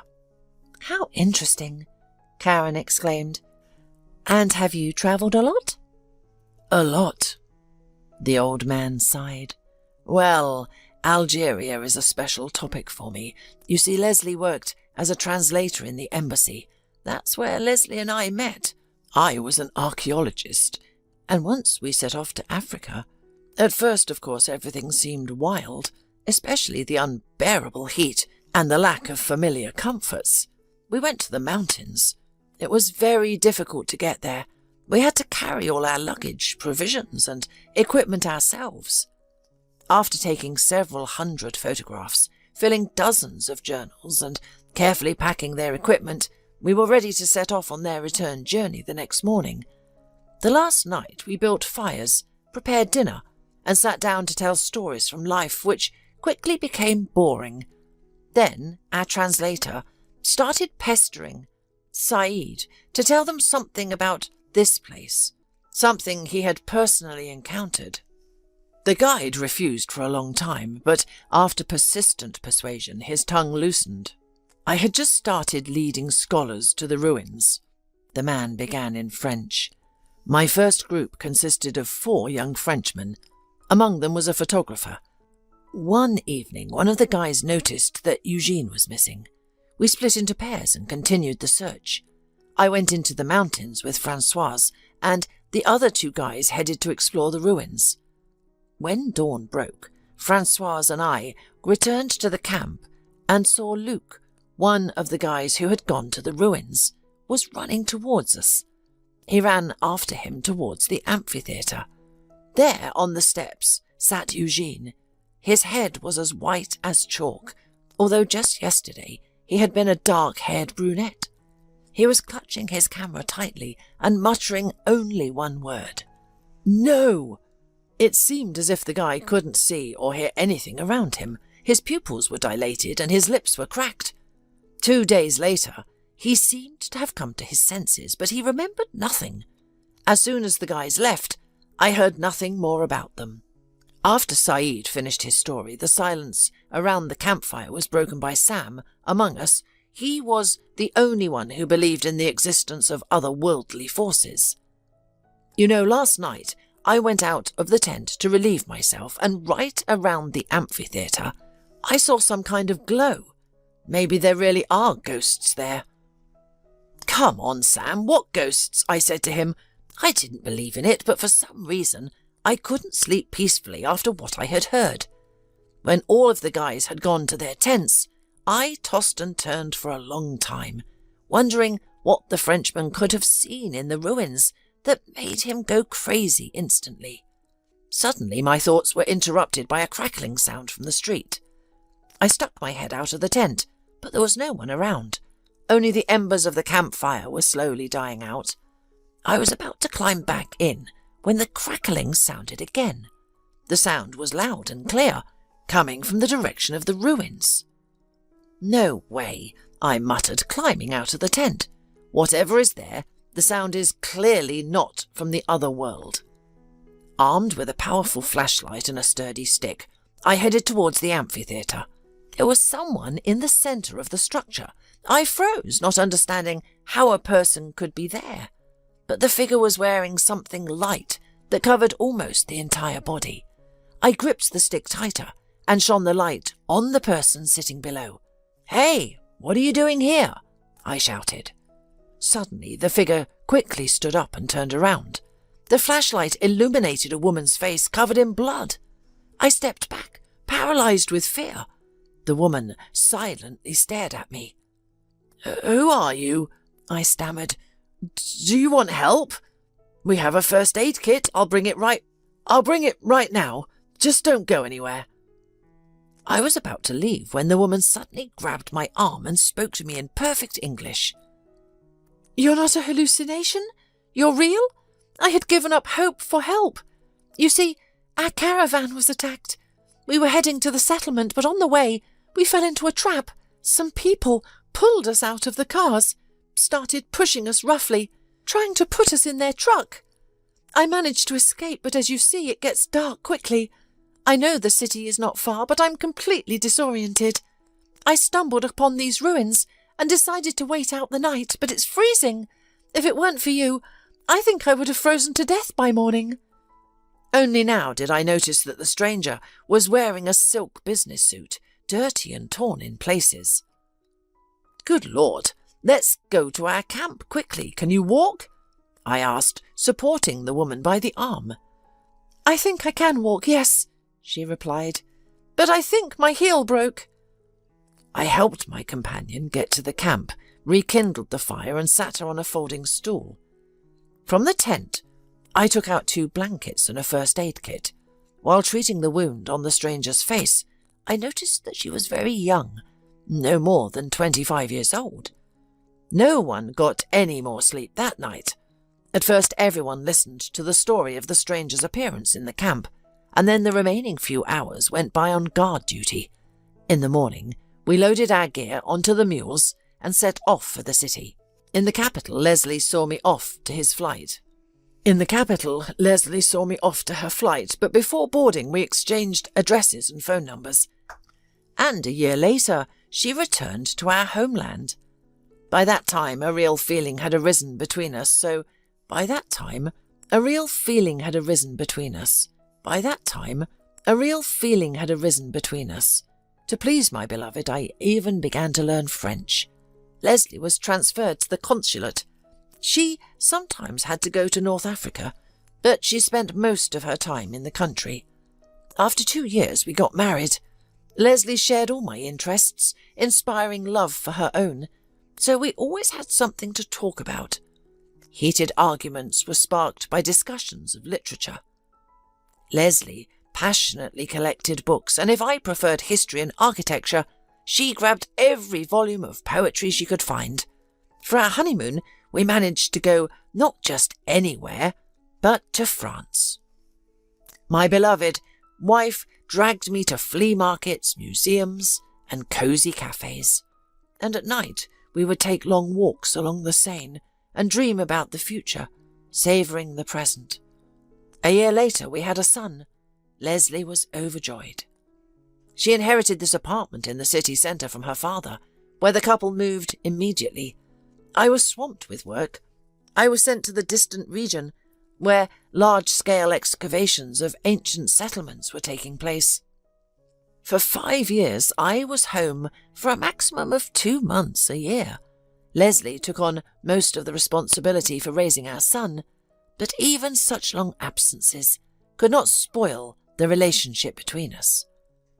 During those rare days when I was home, I tried to make up for the entire period of my absence. I organised large-scale excursions around the city, took them out into nature and created fantastic costume performances at home. And I still passionately argued with my wife about literary preferences. Finally, my voluntary exile ended and I breathed a sigh of relief. I was already heading an archaeological department at the university. I rarely went out into the field, buried in paperwork. Leslie continued to work at the consulate, where she remained after maternity leave. She didn't even have to worry about her job. There were very few specialists like her. We never quarrelled, and it simply did not occur to us how to quarrel, living soul to soul. Our son studied at college in Canada, then found a job in England, married happily and only occasionally visited us. By this time, I found an interesting niche for myself, consulting and organising private archaeological expeditions, the demand for which had sharply increased by the 2000s. My wife, who by that time had celebrated her 50th birthday, left the civil service, engaged in tutoring. She enjoyed teaching students French, and the youth listened with interest to her stories about wonderful travels in French-speaking countries. And then the terrible happened. Leslie had a stroke. She was completely paralysed on the right side of her body. I was away at the time, and I found out about it over the phone and immediately dropped everything to return to my beloved wife as soon as possible. After a long period of rehabilitation, Leslie's mobility never returned. The stroke severely affected her speech. For me, it only mattered that she was alive, but to Leslie, it seemed that such an existence could not be called life. At some point, she became very distant, refusing my help, so I had to hire a caregiver. In rare moments when Leslie's mood improved, I would go into her room and read her Arabian tales for a long time. She cried, and I was confused, understanding that I was completely helpless in this situation. This went on for a long 10 years, and then one morning, on September the 6th, I, as usual, went into my wife's bedroom to wish her a good morning, but, to my horror, found her dead. Leslie had passed away in her sleep.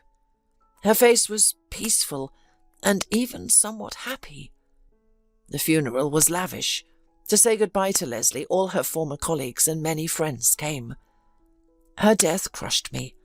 I withdrew into myself, ceasing all social contacts. Without Leslie, the part of me that made me enjoy every day had gone. My son urged me to move to him, but such a thing was unacceptable. Soon I became engrossed in gardening, growing my late wife's favourite flowers, lavender, in my indoor greenhouse, and every year I brought fragrant bouquets to her grave." Having finished his story, the old man sighed heavily. Karen saw that the memories brought him unbearable pain. "It's been 10 years since she's gone, but every time I hope to hear her voice again," he said. "I know what that's like," Karen replied. "My story may not be as romantic, but when my husband passed away, my world turned upside down. For 4 years now, I've been trying to cope with the loss, but I still can't get used to the fact that he's no longer here."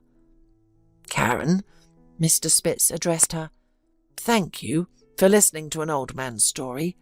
You are the first person I have been able to talk to so openly in the last 10 years. And you know, I feel lighter, as if you have taken a burden off me." "Mr. Spitz," Karen suddenly suggested, "why don't you come visit us this Sunday? It's my son's birthday. I would very much like for you to meet the children." Karen felt sorry for the lonely old man, locked in this huge apartment, alone with his tormenting memories of his wife.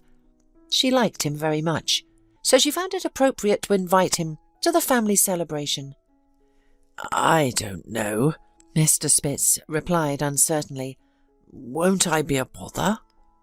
"Of course not," Karen hurried to reassure him. "You're such an interesting person. I think both you and my children would enjoy getting to know each other. And you and I have plenty to talk about. Honestly, I can't stand seeing you suffer. Please come." "All right," the elderly man smiled in response. "I will come." From that day on, Mr. Spitz became a frequent guest in Karen's apartment. The children immediately liked the elegant and talkative old man, who had stories for every occasion. They spent hours listening to his tales of expeditions and travels to other countries. Often Mr. Spitz would invite them to his place. Chilton was captivated by their library. Together with Leela, they read French fairy tales, looking at antique engravings that depicted the plots. The old man, or rather Grandpa, as they called him, treated the children to sweets and showed them marvellous things brought from abroad by him and Leslie. Karen was happy that such a friend had appeared in their family. They constantly chatted with Mr. Spitz, sitting over coffee, discussing everything that came to mind. As an interlocutor, the old man had no equal. He literally knew everything about everything. Gradually, Karen shed the heavy burden of her past. One day, on a weekend, Mr. Spitz came to visit and immediately took Karen aside. "Karen," he began, "we've been talking for a long time now, and I admire how much you love life. I see how hard it is for you to raise these wonderful children alone. Tell me honestly, are you satisfied with your life?" "I don't understand you, Mr. Spitz," Karen replied, confused. "Of course I am satisfied.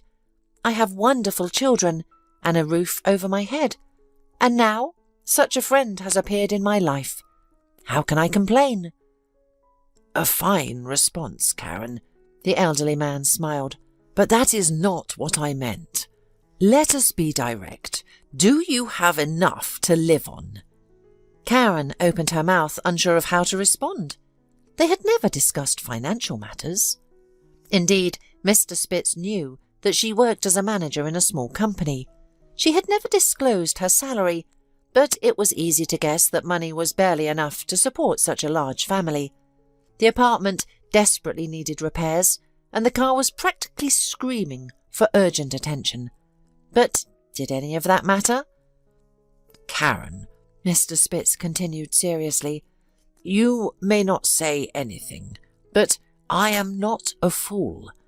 I see that you are struggling, and to be honest, it is painful to watch such a talented and versatile person waste away in a dead-end job. Therefore, I want to make you an offer. I have spoken with some old acquaintances. Tell me, would you like to work in your field? A large pharmaceutical company is urgently seeking a translator from French. Believe me, they will welcome you with open arms." But I have almost forgotten the language, Karen murmured, embarrassed. Nonsense. Mr. Spitz hastened to reassure her. You speak excellently, without any accent. I know what I am talking about. If you agree, come for an interview tomorrow. It is more of a formality, but you need to come and meet them. Mr. Spitz. Karen could not believe what she was hearing. If you are serious, then of course I agree. Karen loved her new job. She constantly communicated with interesting people and frequently travelled to France, accompanying her boss. She had been in her position for 2.5 years. During this time, she managed to improve her life significantly. She was able to transfer her children to a prestigious school. The constant financial problems seemed to disappear on their own. Even her personal life took on a certain improvement. One of her colleagues showed a clear affection for her, which, to Karen's surprise, she found herself reciprocating. Then one night, her phone rang.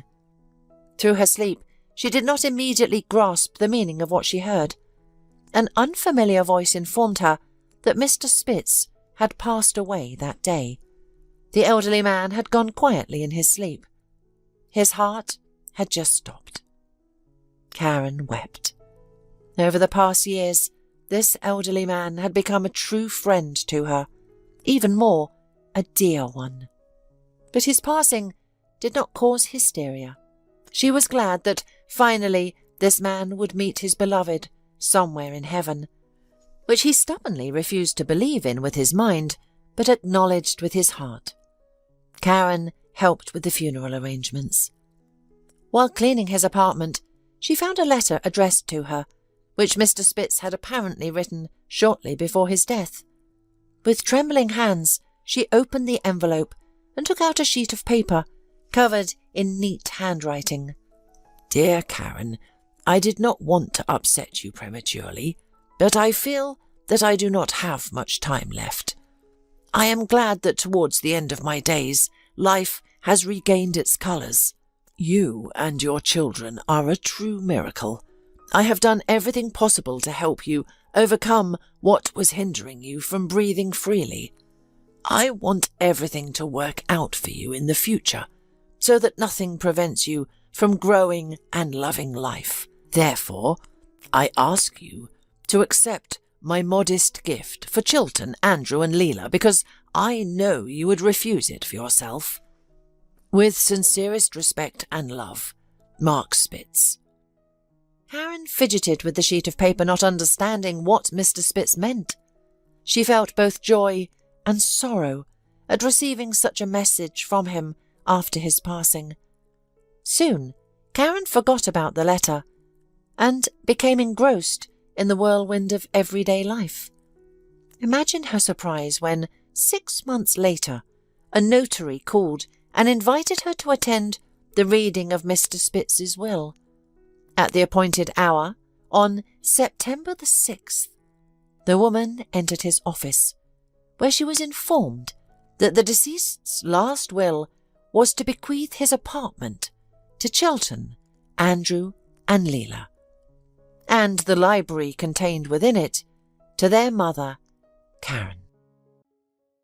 Tim used to adore summer, and now this season seemed to return the affection, blessing him with warmth and other joys, such as the ability to find food and shelter without much effort.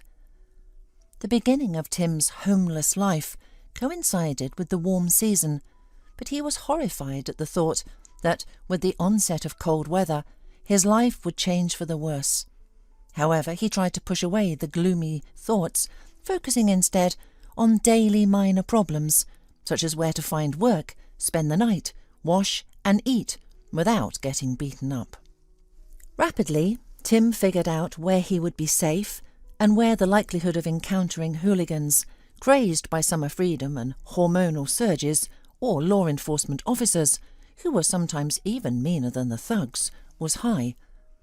Of course, he hadn't always lived like this.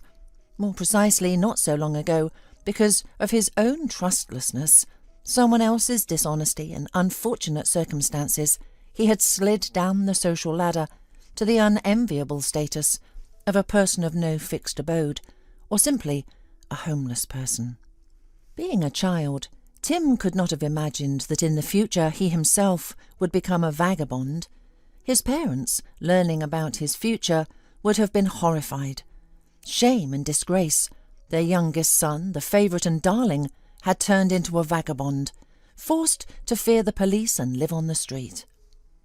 The man refreshed himself by swimming for a while in the river, rubbing away the goosebumps with a towel forgotten by someone on the beach. Then he carefully placed it in his travel bag, which now held all his belongings, put on his clothes, shaved, looking at himself in a mirror shard, and then walked briskly along the embankment. Early in the morning, trucks with goods would arrive at the numerous cafes on the embankment, and sometimes he could earn a bit by carrying boxes. Even if they paid him with products instead of money, it was still something. Tim couldn't find a permanent job because he didn't have any documents. As the cherry on top, he also didn't have any acquaintances in this city that was foreign to him. Travelling by plane and train was impossible due to the lack of documents, and hitchhiking back home over 1,000 kilometres was scarier than staying put. It was one thing if he had cash, but travelling just for luck was too big a risk. Now he needed to either earn money intensively or find at least some place to preserve the remnants of decency before returning home. Although Tim was engrossed in heavy thoughts about the future, he did not forget to keep a watchful eye on his surroundings. On one of the benches he noticed a hot dog that someone had left untouched. Without much hesitation, the man sat down next to the food and began to eat, mentally telling himself not to rush. Suddenly he felt someone's gaze on him. A small girl, whom he hadn't noticed right away, was staring intently at the food in Tim's hand. It didn't take any supernatural gift to understand that the child was hungry. The few passers-by at this early hour hurried about their business, paying no attention to the little girl and the man having his breakfast. Tim asked, "Whose girl are you?" There was no answer. The man asked the next question, "Are you hungry?" The girl remained silent, but the way she swallowed her saliva while looking at the hot dog made the answer obvious. Tim broke off the part he had bitten into and handed the untouched portion to the little stranger. "Here, have some." The little girl, who looked about 5 years old, did not refuse, and quickly devoured the not-so-tasty sausage inside the bun, smeared with ketchup and mustard. However, she did not rush to leave. Tim offered her water, and the girl, taking it, waved her hands as if in gratitude. The man wasn't an expert in child psychology, but he tried to ask questions as gently as possible. "Where did you come from? Did you come here to walk with your family and get lost? What's your name?" However, the girl remained silent and only shook her head in response to all the questions. Tim frantically tried to figure out what to do next. The easiest option was to get up and leave, far away from this little girl. This option would cause him no trouble except pangs of conscience. A more complex path would be to try and find people who could help the girl get home. But whom to turn to? He was afraid to even approach the police station. What if they would set him behind the bars? They could easily accuse him of committing a crime, especially since he couldn't explain who this girl was, and the girl was silent. If the police decided that he was involved in her condition, he would be in big trouble. Tim, watching the little girl, drank down his supply of clean water, reasoned aloud, "Properly, I should take you to the police or a hospital, so I won't have a problem. My conscience would be clear and you would be safe, and your family would find you there. Or even better, just get up and leave. There are plenty of people walking around here, and someone will surely notice you and help you." The man stood up from the bench and was already leaning down to pick up his bag when he felt a small, cool child's hand on his arm. The little girl shook her head desperately. Tears rolled down her cheeks. Tim hurried to reassure the stranger, albeit a bit clumsily and roughly. "All right, no need to make a fuss. If you don't want to go to the hospital, you don't have to. But keep in mind that I don't have a home, and you'll have to sleep wherever you can. I have a secret hideout for now, but it's only a matter of time before it's discovered, and I'm kicked out." Tim spoke to the stranger as if she were an adult, unwittingly sharing his accumulated pain with her. It had been a long time since he had the opportunity to express everything that tormented him, and it was hard to find a more suitable listener. "I don't even have enough drinking water. Well, I can drink from the taps in the restroom, but that might be dangerous for you. The issue of maintaining hygiene is also unclear. The water in the river is still cool for such a little one like you. In short, nothing but problems. The scariest thing is that when the cold comes, I don't even know where to go. You, one way or another, will have to end up in some institution." The girl clung tightly to his hand, and it took him a long time to calm her down. "Listen, while we're here, so to speak, talking, there's less and less chance of finding a job for me. This means that food will be scarce today, so whether you like it or not, I have to go. That's how it is, you understand?" Wiping away her tears with her free hand, the girl nodded seriously. Tim sighed softly. "Well then, let's go. Maybe we'll get lucky."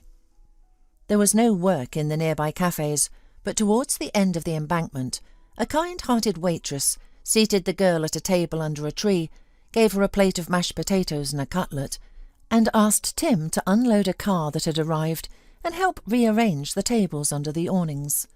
So the little girl stayed with Tim. Since she never spoke, the man called her Little One, and she responded to it. Caring for the child pushed him to be more active, and it turned out that the girl evoked pity. Together they were more often given work and paid more generously. The cellars, where he used to get his part-time job, often left desserts for the girl, and even brought a few items left over from their daughters or granddaughters. A week had passed since the morning the little one had joined Tim, and he had grown attached to her in his own way. One evening, as they walked through the back alleys of restaurants and cafes, hoping to find something eatable, Tim sighed. "Ah, if only we had some ham, dried sausage, or at least semi-smoked. You'd like it, little one. These are hearty foods, not like sausages that might not even be made of meat. You take a bite, savour it, and then you don't feel hungry for a long time." The mere thought of the taste of quality meat products made his appetite grow, and Tim wanted to treat the girl to something especially delicious, not just what was thrown in the trash. This gastronomic idea turned out to be a tantalising obsession that, passing by the back door of one of the many restaurants on the street, Tim couldn't help but steal the coveted product. Of course, this was a clear descent into the abyss of homeless life, but at this very moment the man decided to compromise his remaining principles. He asked his little companion to wait around the corner of the building and watch the bag with their things. He put on a hoodie, pulled the hood over his head in case the entrance was monitored by cameras, took a couple of boxes lying near the door, and, pretending to be a delivery man, slipped in through the back door of the restaurant. The plan, of course, was not great. In fact, he had no clear idea of what to do once inside. Tim had no idea how the establishment he intended to pilfer was set up, but he was lucky. First, he didn't run into anyone, and on a table probably meant to facilitate the receipt of goods, he saw a box containing various sausages. Mentally, asking for forgiveness for his action, Tim took a piece of dry cured delicacies and, anticipating a feast, was already heading for the exit when he heard a stern shout behind him. "Hey, stop!" Of course, Tim had no intention of stopping and continued towards the door. "Hey, I'm talking to you! Stop! Are you deaf or something?" Tim, realising he was in deep trouble, rushed to the door, but it was too late. Someone grabbed his shoulder. Tim tried to free himself from the grip, but to no avail. He braced himself for a beating, but instead suddenly heard, "Paul speak? Is that you? What brings you here? Why did you come in through the back door of my restaurant and try to steal?" Tim was just as surprised and replied to the vaguely familiar man, "Yes, my last name is Speak, but I'm not Paul, I'm Tim, his younger brother." The well-groomed man with a strong grip introduced himself, extending his hand. "I'm Robert McDonough. I served with Paul and visited your place a couple of times, remember?" Tim felt terribly ashamed, and he spoke hurriedly. "I remember. I'm overjoyed to see you, even under these circumstances. Please forgive me for coming in here. Here, take it." Tim handed over the sausage. The restaurant owner seemed to ignore the information about the failed theft and continued to ask questions. "How is Paul? Is he here too? And how are you? Are you visiting this city, or have you moved here?" Seeing Tim's face darken, the attentive Robert realised he had touched on sensitive subjects, and looking at his clearly expensive watch said, "Damn, Tim, I have an important meeting. Please wait for me in my office. I'll have some refreshments brought through. Relax and eat, and then we'll sit down and talk properly." Tim hesitated. "Robert, I'm sorry I have to go. Someone is waiting for me on the street and probably already worried about me. I understand that you don't want to sit here in the office while someone is waiting for you, but I also don't want to just part ways with you like this. I'll order food for you and your friend, and you can both sit at the table to the right of the back door. As soon as I'm free, I will come right away. Does this option work for you?" Tim nodded gratefully, accepted 2 large bags from the hands of a pretty waitress, and promised Robert, "Thank you so much. I'll wait for you." Seeing her adult friend appear at the door, the girl who had been watching the entrance ran up to Tim and tightly hugged him. "Everything is fine, little one. I met an old acquaintance. See, he gives us so many treats that we will have a real feast now. He allowed us to sit here." The girl let go of Tim's arm and trustingly walked beside the man to the table under a canopy, and then they began to enjoy the hearty and delicious food from the restaurant that he had tried to rob.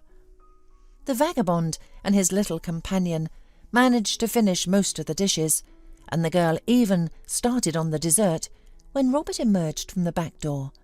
For him, it was a complete surprise that the person waiting for Tim turned out to be a little girl. Trying to maintain a calm expression so as not to frighten the child, the restaurateur sat down on a small stool and introduced himself. "Hi, my name is Robert. What's yours?" Tim answered for his ward. "You will find everything I say strange, but it is the pure truth. The girl is mute, but hears and understands everything.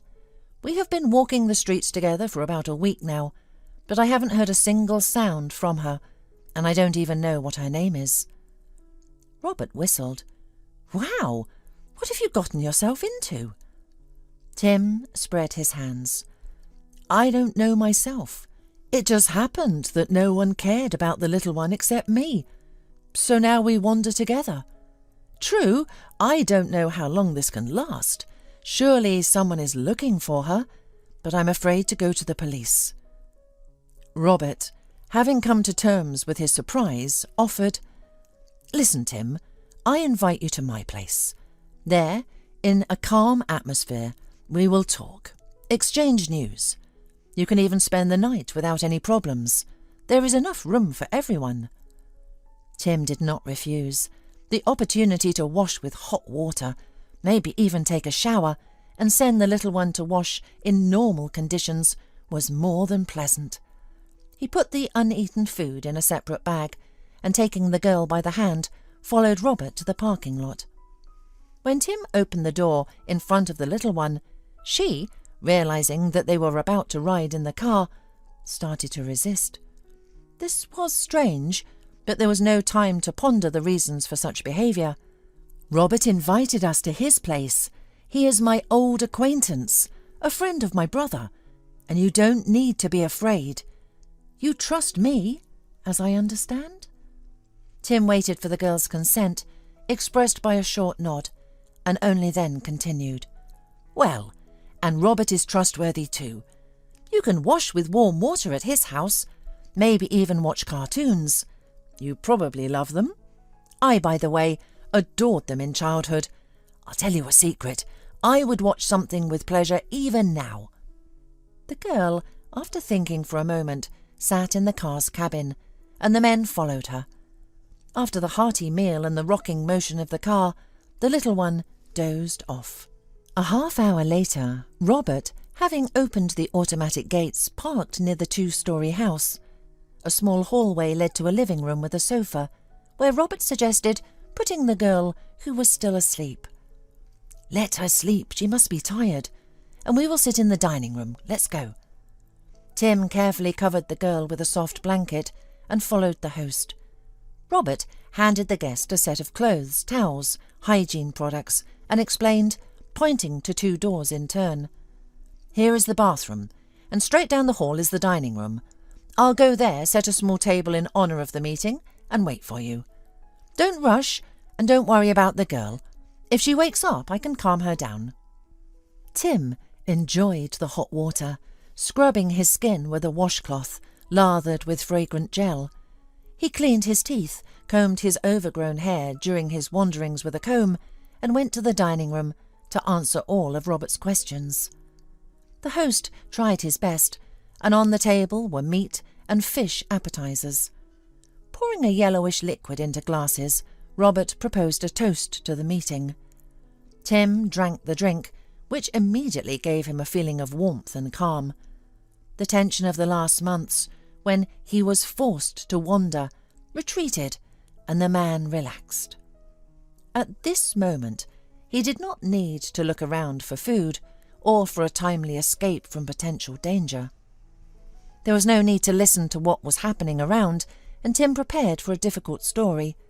Robert did not rush him, but still asked that which interested him the most. "How long has it been since we last saw each other? About 10 years, as far as I can see. How is Paul doing?" Tim became even gloomier and began to tell what had happened in his family's life since the last meeting with Robert. "Unfortunately, Paul died heroically. He couldn't live in a peaceful life after what he went through in the war. I don't need to tell you. You were there too, and know very well that the memories stay with you forever. When another campaign started, Paul volunteered to join the ranks, even though our mother, father and I, and his fiancée begged him to stay. He responded to all our pleas the same way. He said he had experience and that it could save the young recruits, like me, his brother. In short, we first received the sad news of Paul's death. At his funeral everyone held themselves together, but after the burial, my parents' health began to deteriorate rapidly. Soon, I was left alone. I lived on autopilot. I got my degree, found a job. I even had some ambitions, willing to work overtime just to avoid returning to an empty apartment. It was a strange life, Robert, I tell you. My career was taking off, but there was no joy in it. I started seeking emotions online, on dating sites. It was fun, and it seemed to make me feel less lonely. In short, without going into too much detail, things got serious with one of the girls, Ellie. The fact that there were many kilometres between us didn't hinder our communication. We had a long correspondence. Then we could talk on the phone for hours, and then she came to visit me as a surprise. She called me from the train station on Valentine's Day and said she had taken an unplanned vacation just to spend this holiday with me. It was overwhelming. I showed her around my hometown, and for the first time since my family's passing, I didn't feel lonely. Ellie stayed for a week, and we spent most of our time in bed. It was fantastic. I was going crazy over this seemingly modest girl. When she was getting ready to leave, she invited me to visit her in return. Naturally, I didn't delay my visit to my beloved. We met a couple of months later on her turf, in one of the cities in that region. It was a fantastic week. With each passing day I grew more attached to Ellie, and eventually I proposed to her.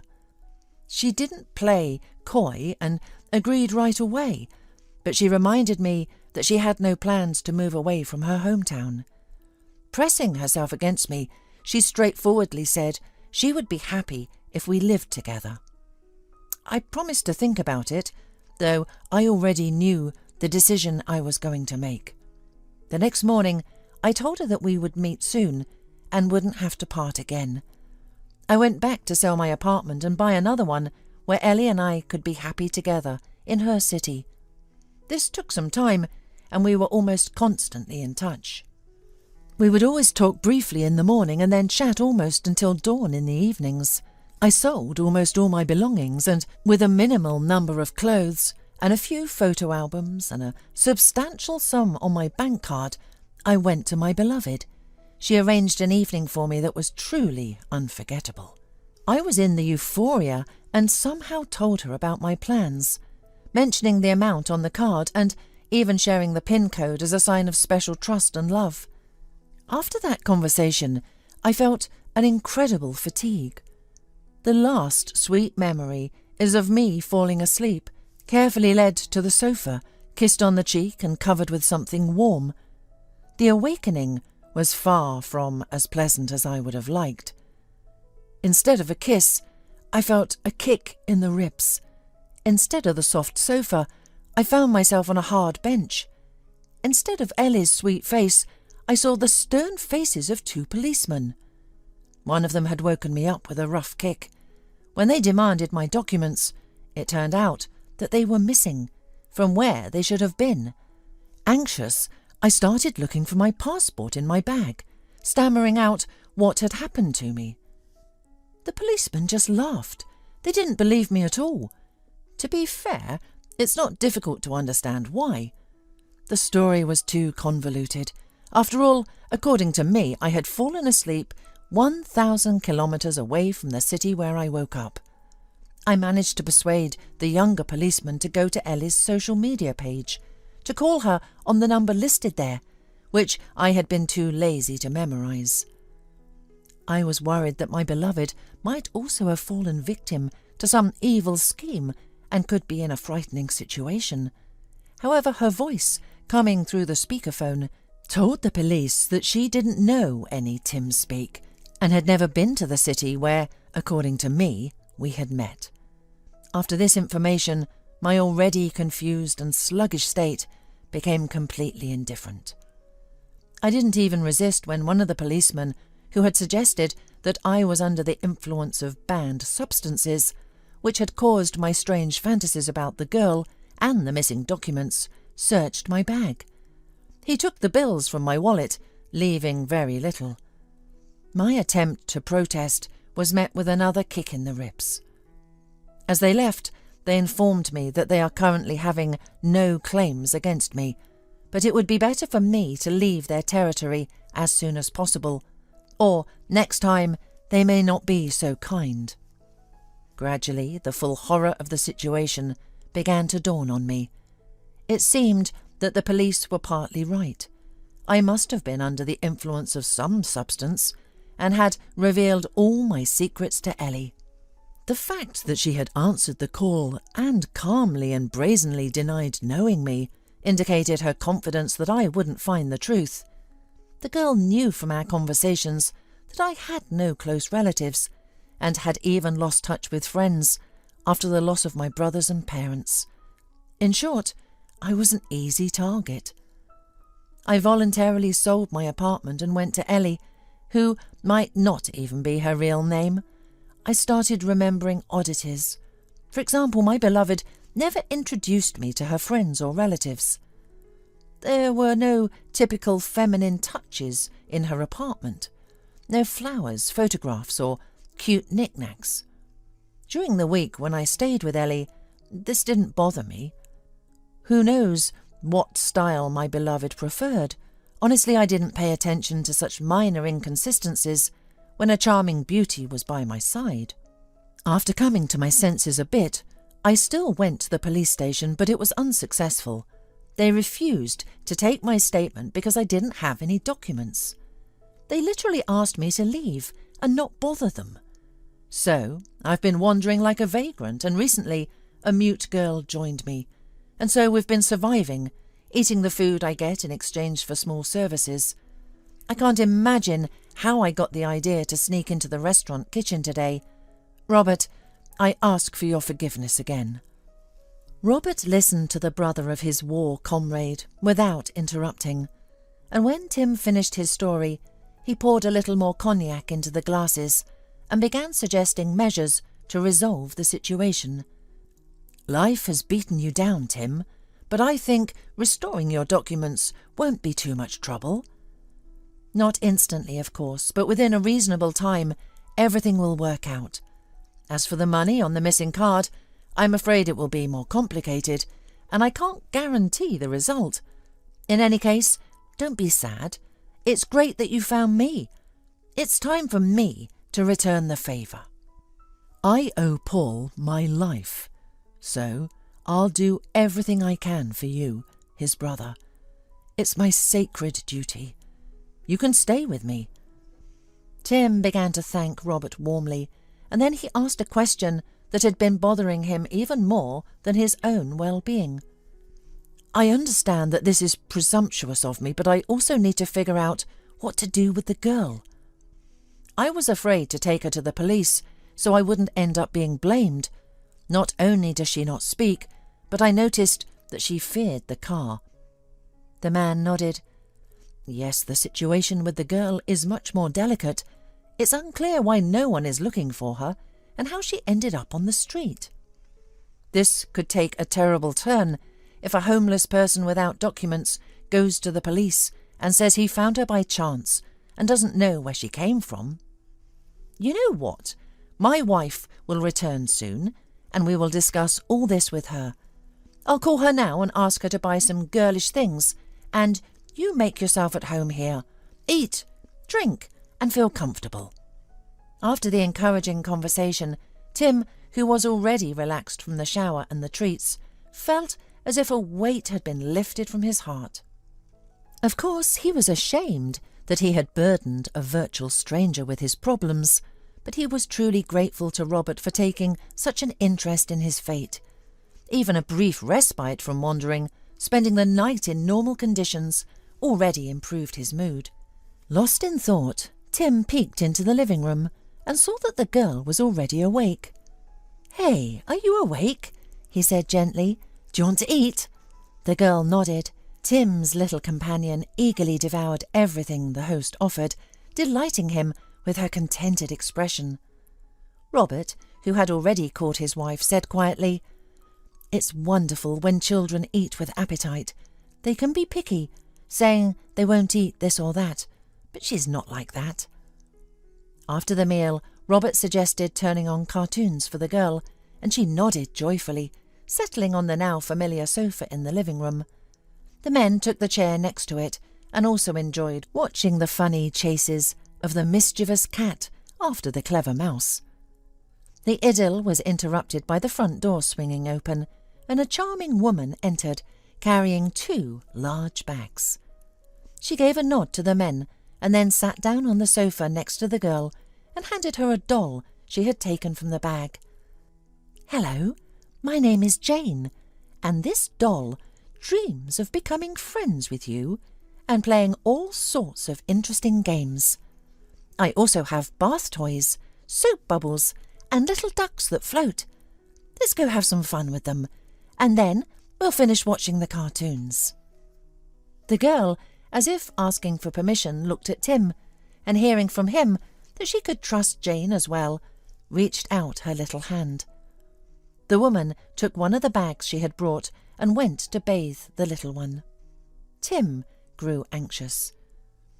"And your wife won't mind that you've brought a vagrant and a little girl with an unknown past into your home?" Robert reassured his guest.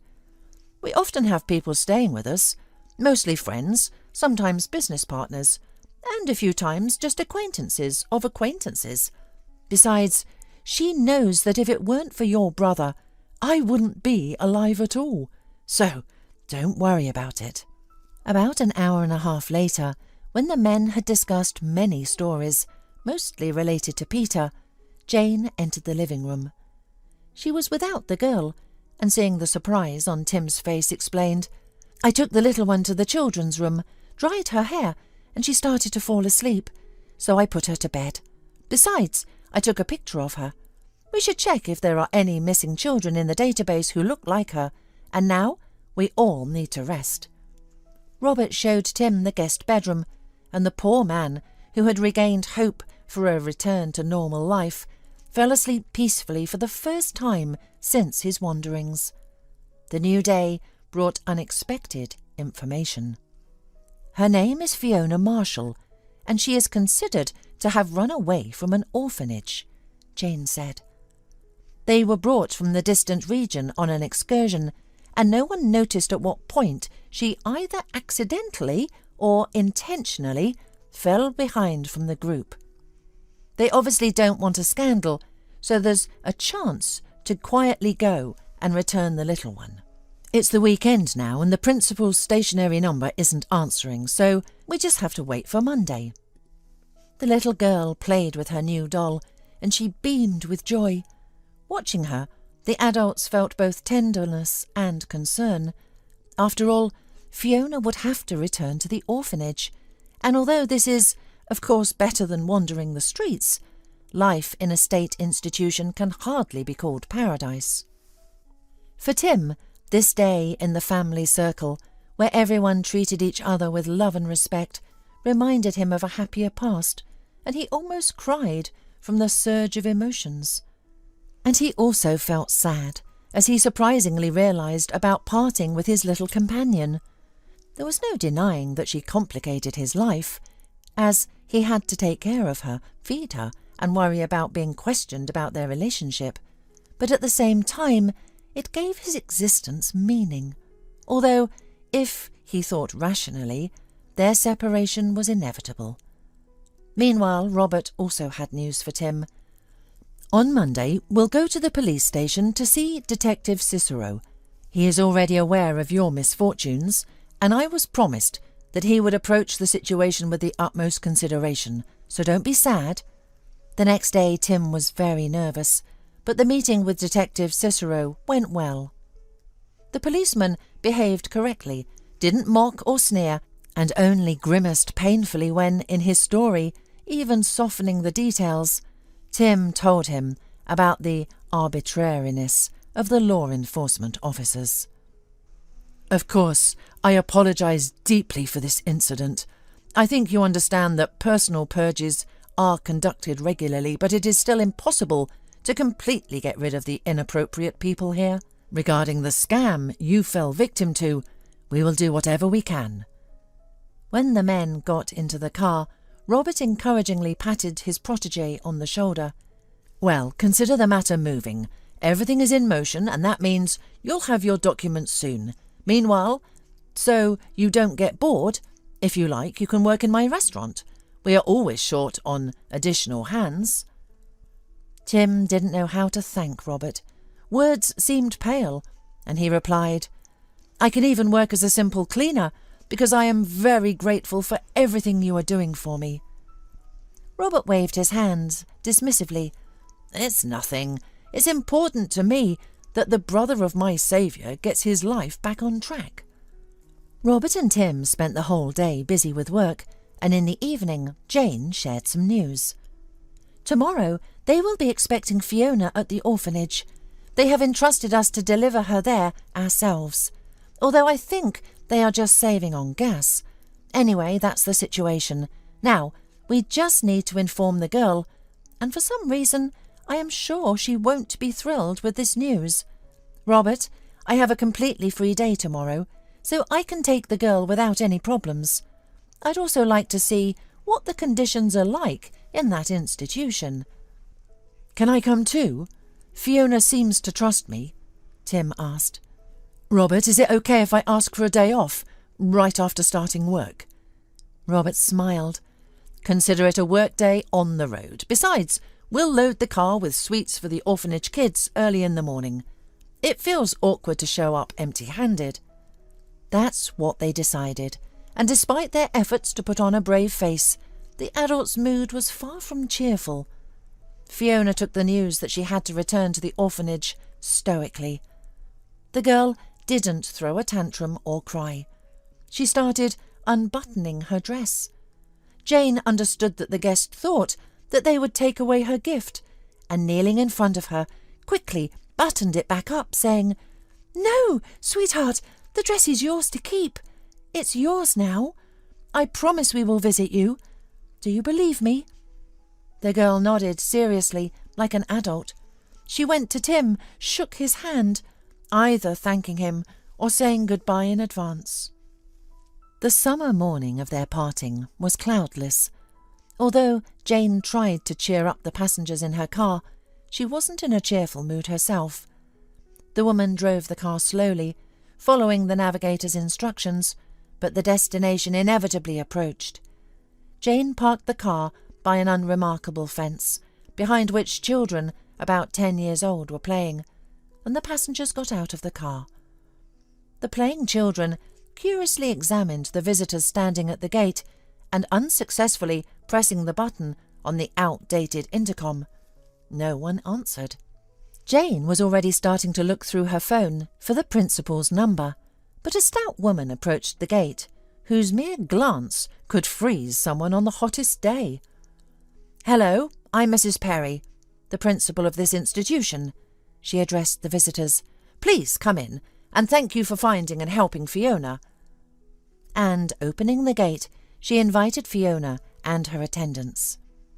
The principal's office was quite modest. On the walls, in simple frames, hung certificates of honour, photographs of Mrs. Perry in the company of vaguely familiar people, and a portrait of the country's leader occupied a place of honour directly above the principal's chair. "So, I am listening. What did you want to talk about?" Jane, confident and even somewhat at ease, although she was on someone else's territory, shared her idea. "You see, I am a fashion designer. I create and sew clothes, adding hand embroidery. I create interesting toys, and would like to offer you a collaboration. For example, I could come, say, once a month to conduct a masterclass. I think the children would find it interesting. Plus, I could bring some treats at the same time." Mrs. Perry, interpreting this offer in her own way, clarified, "OK, I understand. What do you want in return?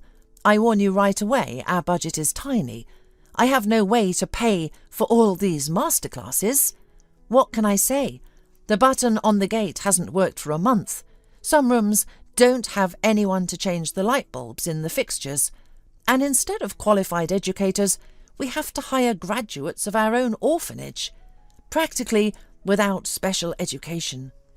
I'm not even afraid to say all this to outsiders because even if I get reprimanded for such frankness, they won't dismiss me. There's no one to replace me."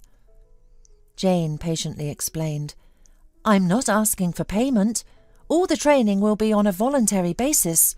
All we need from you is a room and a group of willing participants." Mrs. Perry looked at the visitor and smiled sarcastically. "You make it sound so simple, although I am ready for a good idea. Just don't disappear, as they say here, because adults come and go, and the children wait, hope, and get disappointed."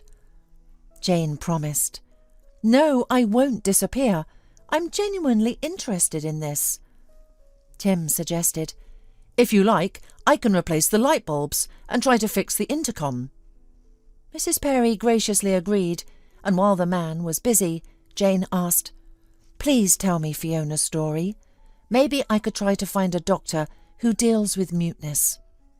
The principal sighed, looking sad, which made her seem like an ordinary, tired woman rather than a snow queen, and she told the story. When Fiona's aunt brought her to us, the girl was already not speaking. As it turned out, the reason was the shock from the car accident she was in with her parents. The girl survived, but her mum and dad did not. Fiona had seen her aunt no more than 2 times before this tragedy. The woman confessed that she didn't know how to deal with children, and her lifestyle wasn't suitable for a little girl. But she only agreed to look after the apartment left by Fiona's parents and to pay the utility bills for it until Fiona became an adult. In general, I don't blame her. Everyone has their own destiny. Raising a child is not an easy task. Who would know this better than me? Jane and Mrs. Perry exchanged phone numbers, and the principal escorted the visitors to the car. Fiona was allowed to say goodbye to them, and the principal barely managed to persuade the girl to unclench her hands, which she had gripped around Tim and Jane's hands. The return journey passed in even more oppressive silence, and only at the end of the trip Jane said, "It's strange. I didn't do anything bad today, but I feel like a traitor. I feel so sorry for Fiona." Tim nodded. "Yes, I feel something similar. The little one trusted me, and although I couldn't give her anything, and I myself was thinking that we would have to part ways before the cold weather anyway. If you don't mind, I will accompany you on your trips to the orphanage to see Fiona." "Of course I don't mind." 2 weeks later, Tim received his documents, and although Detective Cicero could not report positive news about the search for the scammer, this was already a big victory. Jane and Tim were going to visit the orphanage, and since it was Robert's day off, he decided to join them. When Fiona entered the room where her adult friends were waiting for her, Jane even shivered from surprise. The girl looked incredibly sad, and, not having a robust build before, now looked even more emaciated. Taking control of her emotions, the woman handed her a beautiful blouse, a fabric bunny, and several drawings. "Fiona, hi! Look what I brought you!" The girl timidly approached, but reached not for the gifts, but hugged Jane around the neck. The woman tried not to cry so as not to upset Fiona, and Robert came to his wife's rescue, who was losing her composure. "We brought not only these gifts, we have another surprise for you, sweets, but as Mrs. Perry promised, they will be given out after lunch." Tim, sitting next to the embracing woman and girl, also contributed by saying, "Imagine, I'm no longer a vagrant. I got a new passport. There's such a funny photo in it. You want to see?" The little girl nodded, and the atmosphere in the room became a little less tense.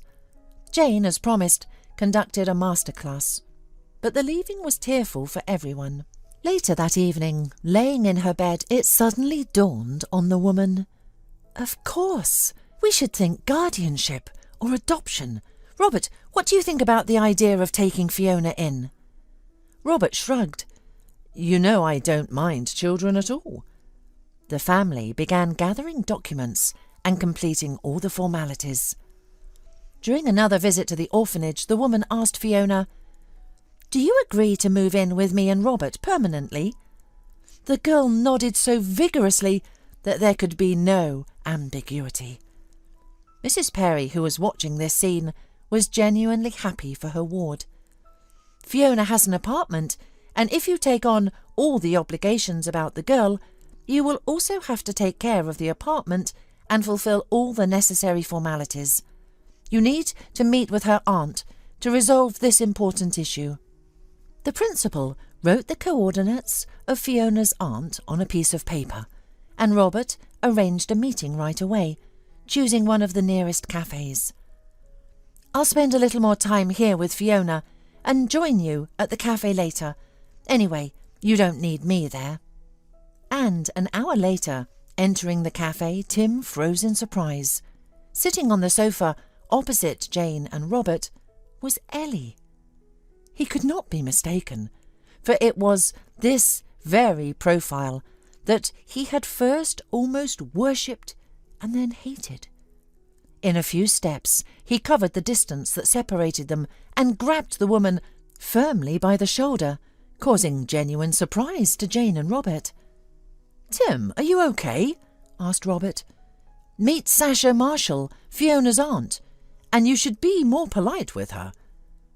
"Robert, Jane, before you is the very Ellie who lured me out of my hometown like a gullible fool and robbed me, taking not only the money, but also the photo albums that reminded me of my family. Robert, how quickly do you think Detective Cicero can get here? Tim's voice trembled with nervous tension as he spoke. Meanwhile, Ellie, or Sasha, managed to regain her composure somewhat and tried to accuse Tim of being inadequate. Jane, Robert, I am seeing this person for the first time. As far as I understand, he is acquainted with you, so only for your sake I will not make a scandal. Just tell him to let me go, and we will forget this incident. In the fall, people might have some mental issues. Tim was a little confused and then suggested, "Put your hand on the table." The woman reluctantly obeyed, and Tim asked Jane, "Roll up your sleeve to see the large birthmark in the shape of a small apple on the inside of your elbow." Jane did as he asked, and was almost not surprised to find that Tim was right. Fiona's cousin turned out to be the very woman who had caused Tim's vagrancy. Detective Cicero arrived and began investigating Ellie and her accomplices. In the end, she received a prison sentence, and Tim was refunded most of the money he had on his card on that unfortunate day. After all these events, Tim decided not to return to his hometown, but to settle near Robert's family. He rented a cosy apartment, from which he could even walk to their house. He often visited Jane, Robert and Fiona. The girl, thanks to her sessions with specialists, started to overcome her muteness, little by little. And soon there was another addition to the family. The birth of the long-awaited baby was the best reward for Robert and Jane's good deed. As the doctors had said, it was practically impossible. So, in the end, everything worked out for the best. Besides, Tim had started a romance with one of the waitresses at the restaurant, and he believed that this time it would be sincere. Jack could not adjust to civilian life. Who would have thought that, after surviving the conflicts abroad, he would end up as a mere bodyguard for the wealthy? His shrapnel wound had dealt him a cruel hand. A brave officer, he bore a scar resembling a burgundy rose with blue veins. He was deeply embarrassed by this mark and hesitated to be intimate with any woman. Besides, he loved only one woman, and she was married and devoted to her husband.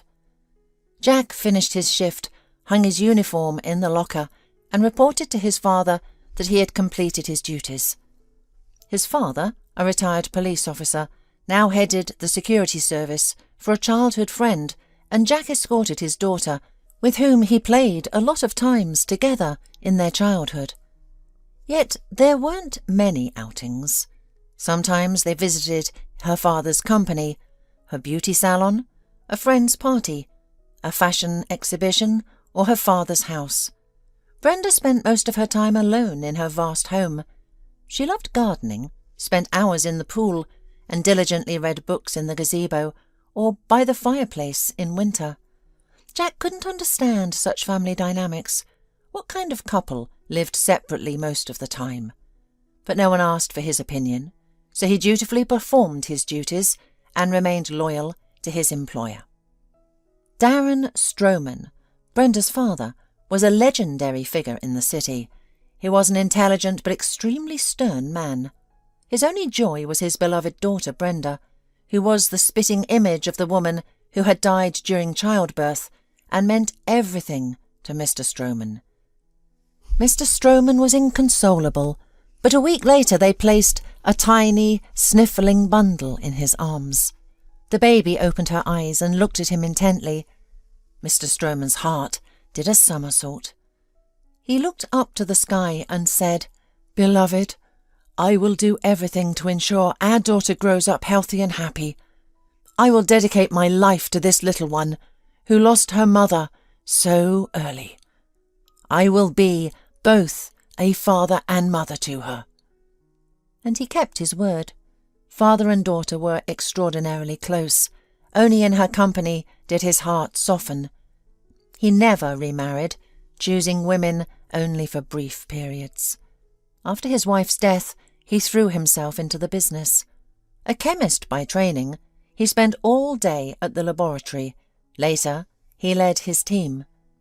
Using his knowledge and investment, he found a small chemical company, which soon became a giant in the market. Sometimes Darren Stroman himself thought that the rapid growth of income, the smiles of fortune, all this was given to him from above as compensation for enduring the greatest loss in his life stoically. Heaven now paid him a kind of compensation for moral damages. Business was booming. Over several decades, when his small firm had grown into a solid holding company, Darren Stroman had hardened.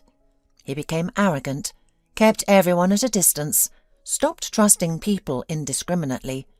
His position demanded it. He literally covered himself with this iron-clad armour, shutting himself off from the world. He lived only for Brenda and his company. So everything seemed to be going smoothly for Mr. Stroman until misfortune knocked on his door again, dark and inevitable. Brenda fell seriously ill.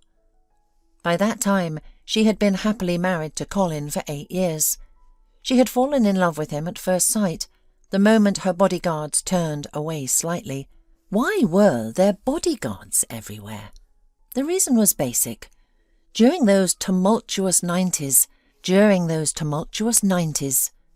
Stroman refused to give in to the demands of a criminal gang. He was firmly convinced that he should not share his profits with anyone except state. Such defiance did not sit well with the gangsters, and they crudely attacked the car in which Mr. Stroman and his daughter were travelling to an entertainment centre. At that time, he did not have a reliable security service.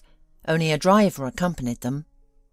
The result was a scare for the girl, several bullet holes in the upholstery, and a ruined mood. Mr. Stroman was not easily intimidated.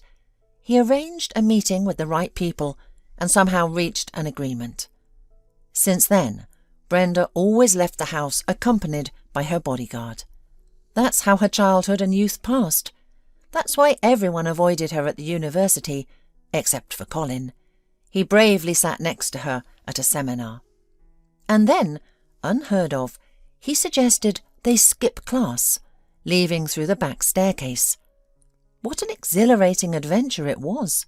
They managed to eat their fill of ice cream, go to the movies, and return in time for the last class.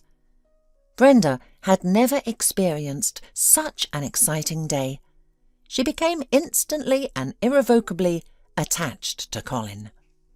They became marvellously skilled at confusing the guard, and thanks to this, they watched all the movies at the nearest cinema, skipped classes to go to the city beach, and explored all the cafes and pastry shops in the area. They both passed their exams with much lower grades than usual, skipping too many classes. So it wasn't surprising that, looking at all this, Mr. Stroman sat his now new and incomprehensible daughter in a chair and asked, "Is there something I don't know, Brenda? You've changed so much. Your eyes are shining, you're smiling. I get the feeling you're not even listening to me now. You're lost in the clouds somewhere." Brenda jumped up from her chair, wrapped her arms around her father's neck and declared, "You know, Daddy, I'm in love. I know for sure that he is the one destined for me by fate." Mr. Stroman tried to cool her enthusiasm slightly. "Are you planning to introduce us? And when did you even find the time to meet the man of your life? You're always at your classes. Or am I mistaken?" Brenda joyfully twirled around the room. "Colin and I sit together in all the lectures and seminars. We go to the cafeteria during breaks. We've been inseparable for months now. Thankfully, we're in the same group. Only our foreign language classes are different. Daddy, when can I invite Colin over for dinner? Or maybe even for lunch on a weekend? You'll instruct the chefs to do their best, won't you?" Brenda's voice rang with such happiness that Darren immediately understood. His girl was truly in love, heart and soul. All that remained was to meet the object of her affection and have his security service thoroughly investigate the young man. What did he want from his daughter? What were his intentions? His people knew how to scrutinize an individual meticulously. Colin's background revealed no dark spots. He came from a simple middle-class family and was an only child who received all his parents' love. His record was straightforward: kindergarten, school, university. No blemishes. Mr. Stroman considered the situation from all angles. The young man seemed decent, and Brenda was head over heels in love with him. Let them submit their application to the registry office, since Colin kept hinting at marriage to his beloved. Even Colin's visit to their home did not change Mr. Stroman's opinion. He was cultured, polite, attentive to his girlfriend and the elder generation. The wedding was set for the upcoming summer. As a wedding gift, the man gave the young couple a beautiful house with a plot of land. However, the father's views on security matters remained unchanged. A reliable bodyguard was assigned to Colin to keep a close eye on the new son-in-law. Brenda also continued to go nowhere without her escort. The married life of the loving couple flowed smoothly. A couple of years passed carefree and joyful.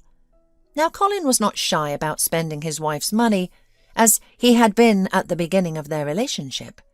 He grew accustomed to expensive clothes, foreign resorts, servants in the house, and the prestigious car Brenda had given him for his birthday.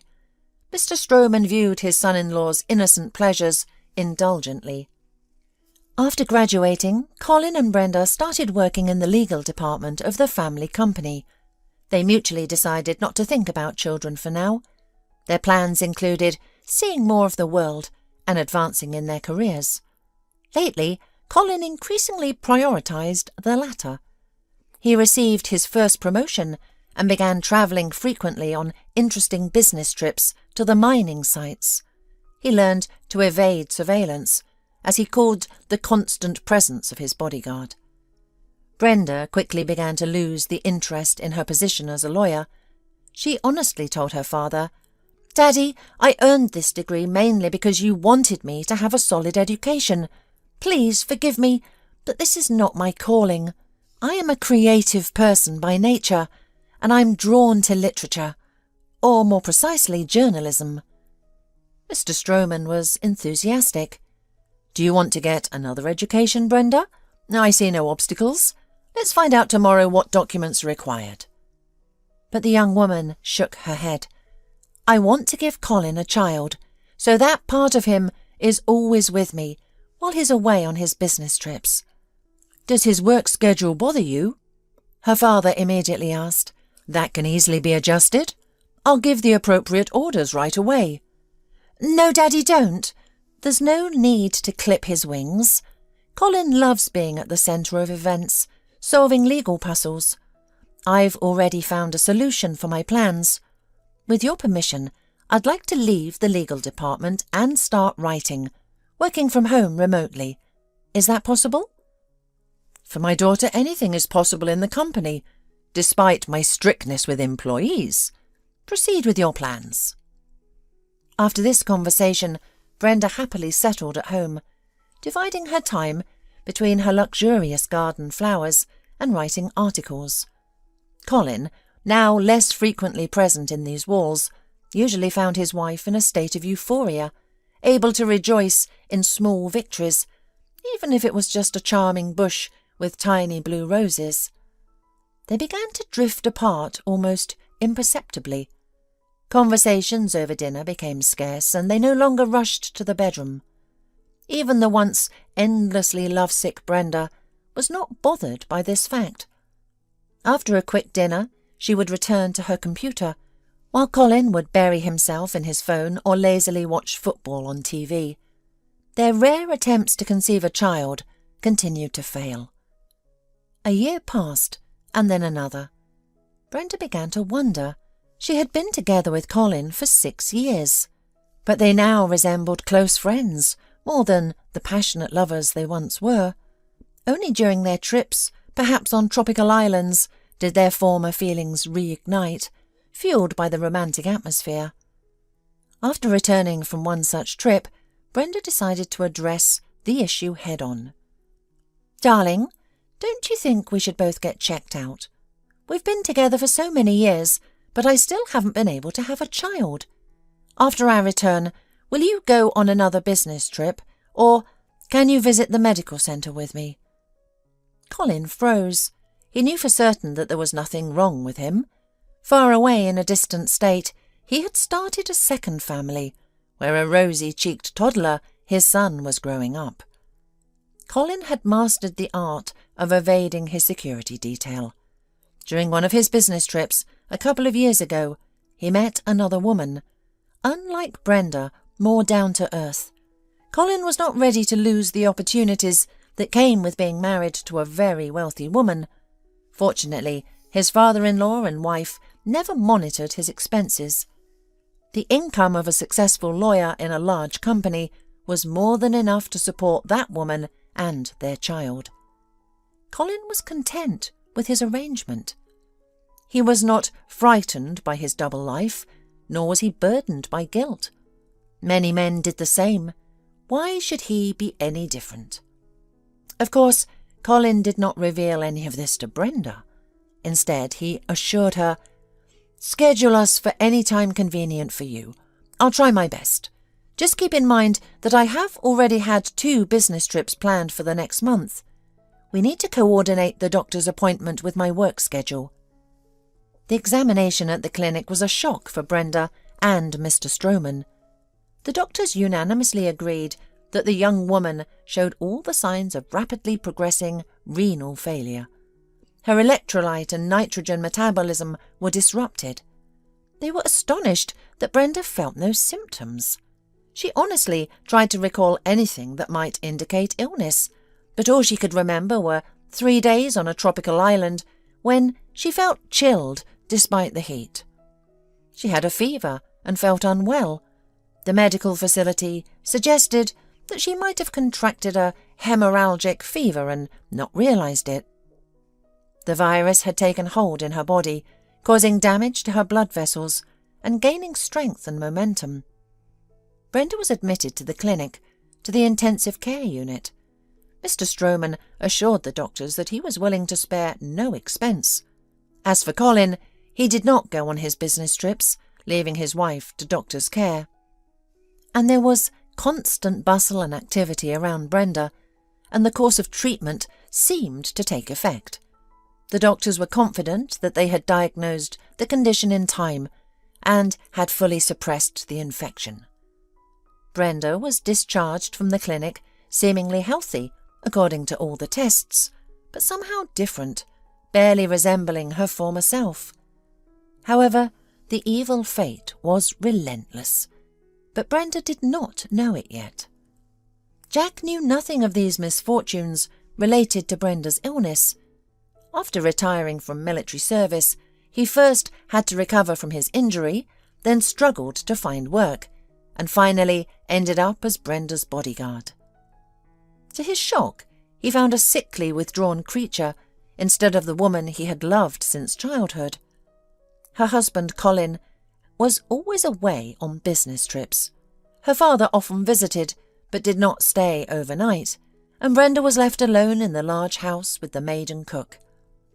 Jack suffered, unable to bear seeing Brenda waste away, battling constant nausea and pain. He was aware that now she did not remember their brief shared childhood. It was the time when her father was not yet so wealthy. His father was just graduating from police college, and their families were just good neighbours. Little Jack would look at the girl with huge blue eyes, and even then he knew that he always had to protect her from all the evils of life, to be her knight. When Jack's father finished police college, his first assignment was to a town near their city, so the bond between the two friends, his and Brenda's fathers, continued. For young Jack, there was no greater joy than waiting for Brenda's visit.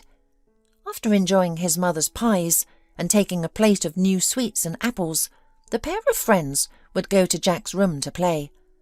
Those were the most magical moments. Brenda, already an excellent reader, would flip through books of fairy tales, and they would munch on apples and chocolate treats together. Even then, Mr. Stroman was starting to earn good money. When visiting them, he would bring bags full of rare delicacies. Perhaps no magical era can last forever.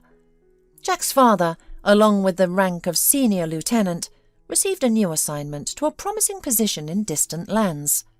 The two close families were forced to part ways for many years. Jack was devastated by such injustice. His first love remained in their homeland, while he was leaving for the unknown. Although later there were occasional mutual winter or summer vacations, brief visits to Mr. Stroman's house, when Brenda's father would instruct the bodyguards to accompany the two teenagers to the circus, cinema or park. But Brenda at that time was always engrossed in books. She would grab Jack's hand, shake him, rush somewhere, or stand silently in front of another printed edition. She constantly puzzled Jack with her unpredictable behaviour. She was a hopeless dreamer. Sometimes she would completely forget that she was not alone in the park, and Jack loved this awkward girl, with thin shoulders and the same impossible blue eyes as in childhood. She had no idea about his feelings then, and she did not know about them now. Why bother her soul when she was already married and so seriously ill? Jack never even hoped that fate would bring them together as a couple. He served her loyally and silently, considering it his destiny. On that day, it happened that almost all the servants in the house had errands outside its walls. Brenda was trying to write something in the gazebo on her computer, but she felt nauseous again, and the pain was almost unbearable, even after taking her medication. She already knew that the infection had not been eliminated. It had only slowed down, gripping her with a deadly hold. It was relentlessly leading her to renal failure, for some reason not affecting her other organs. It was as if the infection had chosen a single target, slowly but meticulously attacking Brenda. Mr. Stroman mobilized all his connections, promising any reward to anyone who could help rid her of this affliction. And one promising solution was found: to find a donor who would share one of their kidneys with Brenda. But even here, there was a catch. Mr. Stroman immediately took all the tests and turned out to be an unsuitable candidate for his daughter in this regard. They were physiologically incompatible for such an operation. Mr. Stroman tripled the reward to astronomical heights. Colleagues of the patron, strangers from the medical records, all his bodyguards, even a business partner who had lost his son and wanted to help, took the tests. All were unsuitable. Reluctantly, Colin also underwent the examination. To his relief, he was not a suitable donor, but he managed to display his devotion and love. Mr. Stroman was pleased with his enthusiasm, and Brenda was so tired of all these experiments that she almost gave in to the inevitable. She knew her days were numbered. She shared this with the seemingly deeply grieving Colin, who, after hearing this news, did not go on business trips for a month. He stayed home with her, but this brought no relief. When he finally left, Brenda crossed herself. She vividly remembered a phrase she had once come across in a woman's magazine: "A sickly wife is not good for life." She clung so tightly to these words, drumming them into her head, that in Colin's presence she turned into a stoic tin soldier. She secretly took handfuls of pills when he wasn't looking, and engaged in a flurry of activity around the house. Jack observed all her efforts during his shifts and was deeply troubled, constantly thinking, "I could never forget her all these years. And she loves her husband so much that she would never even look in my direction. Well, I don't need any other woman anyway. I will be with her to the end, even as her bodyguard."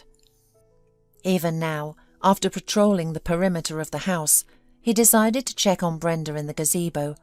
She was pale, holding her hand to her mouth, and he immediately understood that she was feeling nauseous. She gestured for him to leave, embarrassed, not wanting him to see her in such a pitiful state. But he did not leave.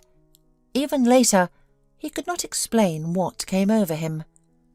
He suddenly lifted the flaps of his service jacket, revealing a grotesque reddish scar of considerable size on his right side.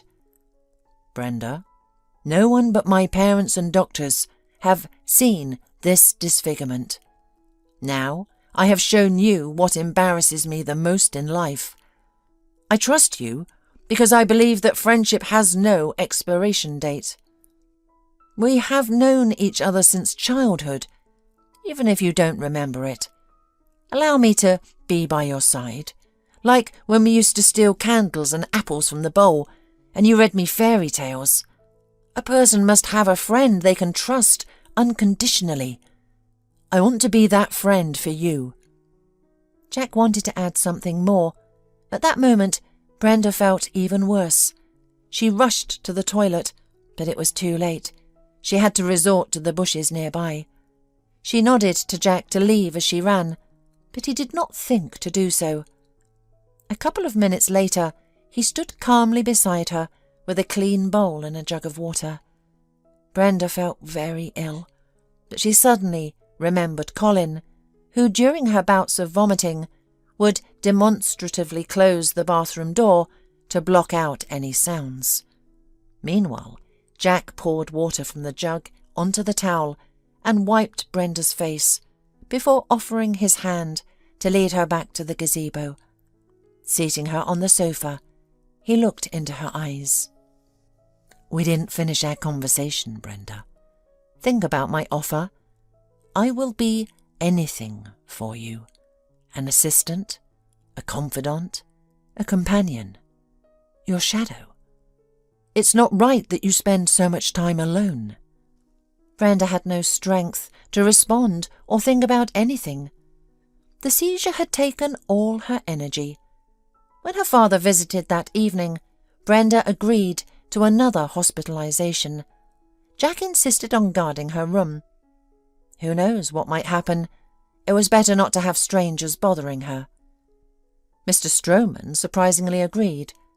Now Jack could be by his beloved's side all day. He protested when someone else from the security team replaced him late in the evening. Gradually, Jack grew a bit bolder. He started visiting Brenda in her room, and they talked a lot. He even began to feel that she was a little better, that he was distracting her from the constant pain. Mr. Stroman usually appeared in the evening. He sat with his daughter for a long time, not knowing what else to do. The situation with the donor was not improving.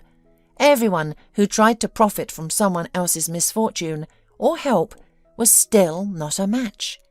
As for Colin, he spent all his time on his endless business trips.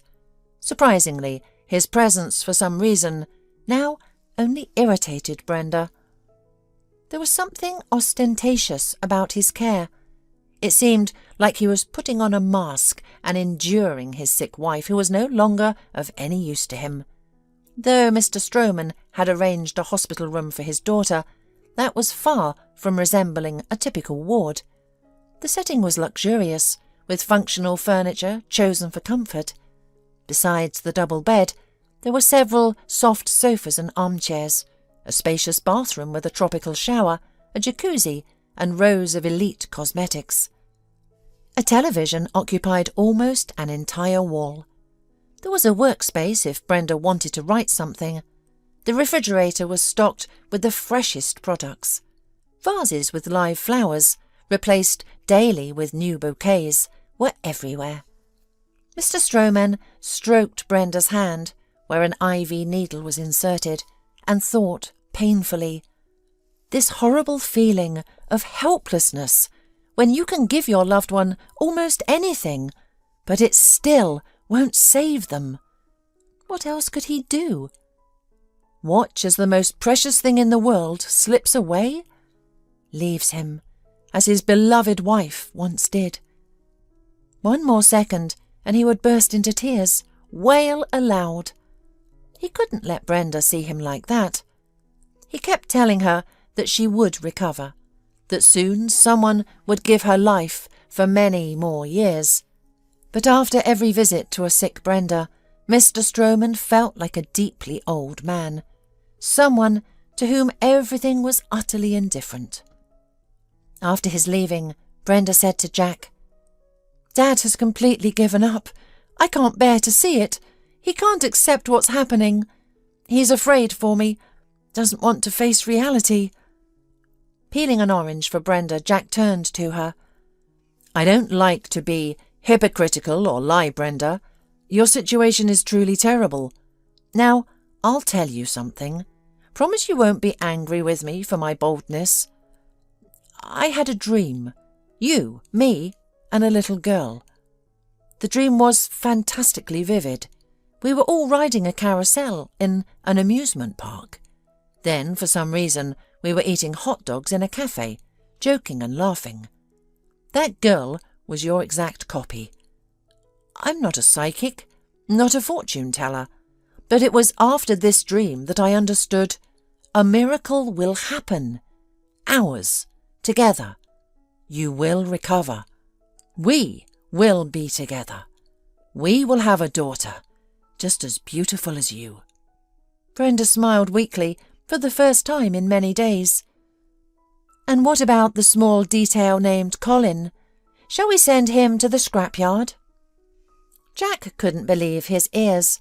Brenda was joking so boldly about her husband. It was impossible. A loving man can be weak and unrestrained. So Jack took Brenda's words as some form of encouragement. In 2 quick steps, he was by the sofa where the young woman sat and pressed his lips to hers. Brenda did not chase him away, but merely noted, "Your lips smell like oranges. Were you peeling the tropical fruit or eating it?" Jack exhaled, afraid that Brenda would be furious at his actions, and explained, "I tried one slice to make sure the orange wasn't too sour for you. I have to protect you from everything." Outside, dusk was falling. Brenda suddenly grew sad. "You'll have to leave for your shift soon. I'll be alone again. Tomorrow Colin is coming. He promised to visit. It's so strange. I don't want to see him at all. He belongs to my past life, and you are here with me in this horrible real one. The world changes, sometimes unexpectedly." Jack looked at Brenda with hope. "I can call my colleague right now, make something up and stay. I'll be the guard at your door." Brenda smiled weakly again. "All right, but only on one condition. I have nothing left to lose. Will you come to me tonight and warm me?" Jack thought he must be dreaming. To be with her? With Brenda? It couldn't be true. Aloud he said, "I'd follow you into fire or water, Brenda." Jack wondered about the reason behind Brenda's proposal. There was something desperate about it, driven by an unnatural desire, something entirely different, and he wanted to know what it was.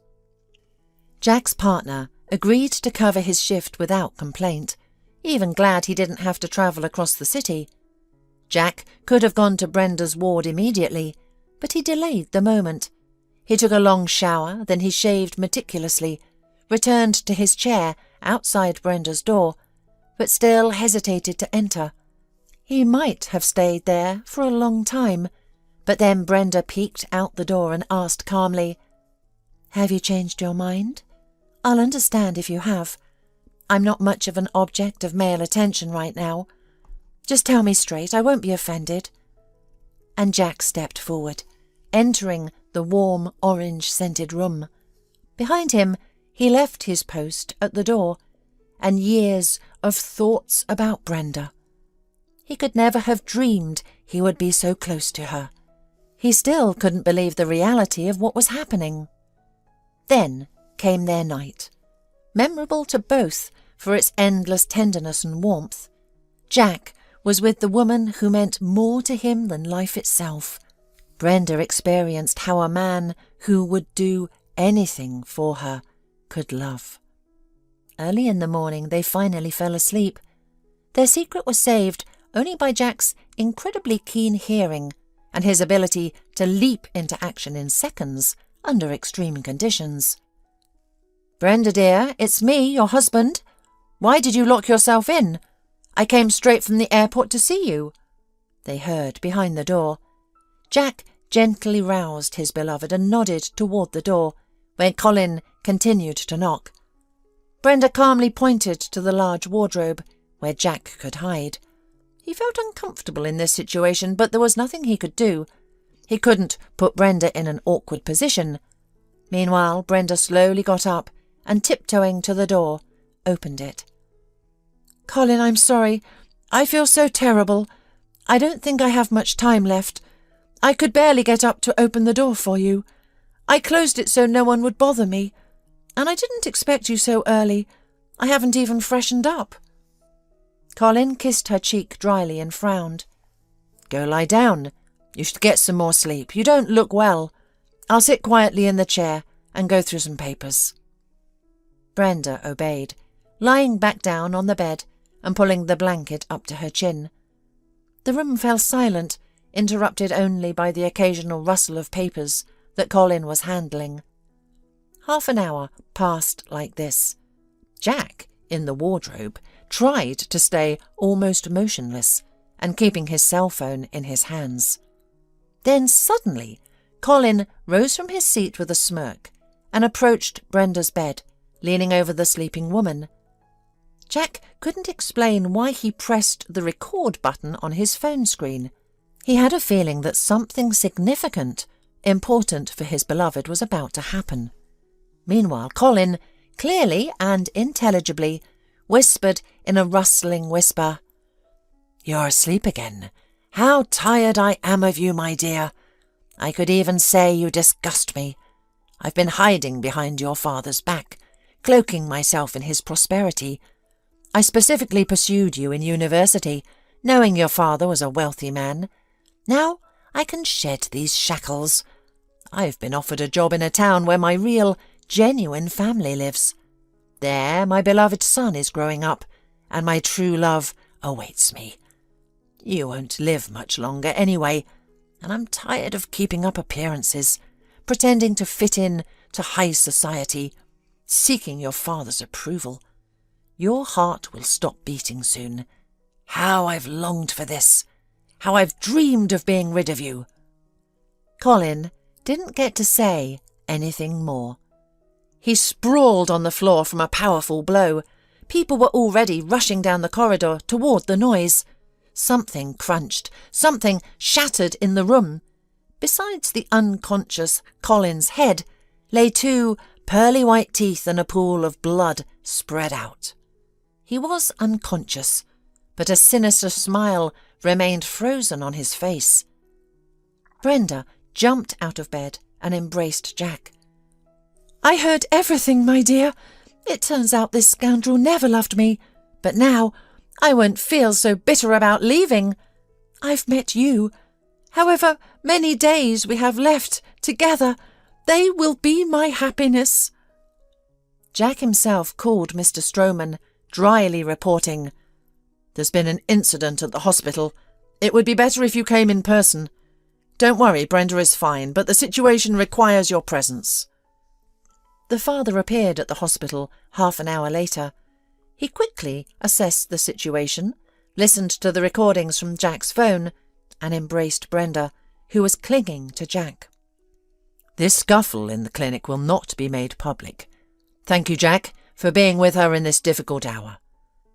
Mr. Stroman walked down the corridor crying. It wasn't hysteria. Tears just streamed down his face, and he couldn't stop them. He had taken Jack out of the room for now, promising Brenda he would return him to his post by evening. He didn't ask them anything. With some inner sense, he immediately understood that this man, now following him, truly loved his daughter. How much time she had wasted on the other one, That worthless man, unworthy of his girl's love. How cruel fate could be. A person finally finds happiness only to have to leave forever. No, he wouldn't allow it. His Brenda would live at any cost, by any miracle. Walter checked his skate laces again and smiled to himself. Who would have thought? A grown man drawn to the ice. It was all because of his rambunctious boys, who had dreamed of joining the hockey section since they were toddlers. Walter and his wife Pat teased their twin boys, calling them the two acrobat brothers. The boys were born athletic and coordinated. While other children played in the sandbox, they were always on the playground's mini exercise bars, spinning and twirling like little monkeys. The whole family, Walter, Pat and their twins, lived harmoniously. Walter had a tough childhood and a difficult youth. He wanted his sons to have a better life and know that they had a father who loved them. His mother, a beautiful woman with a boundless need of love, had a constant open door for men.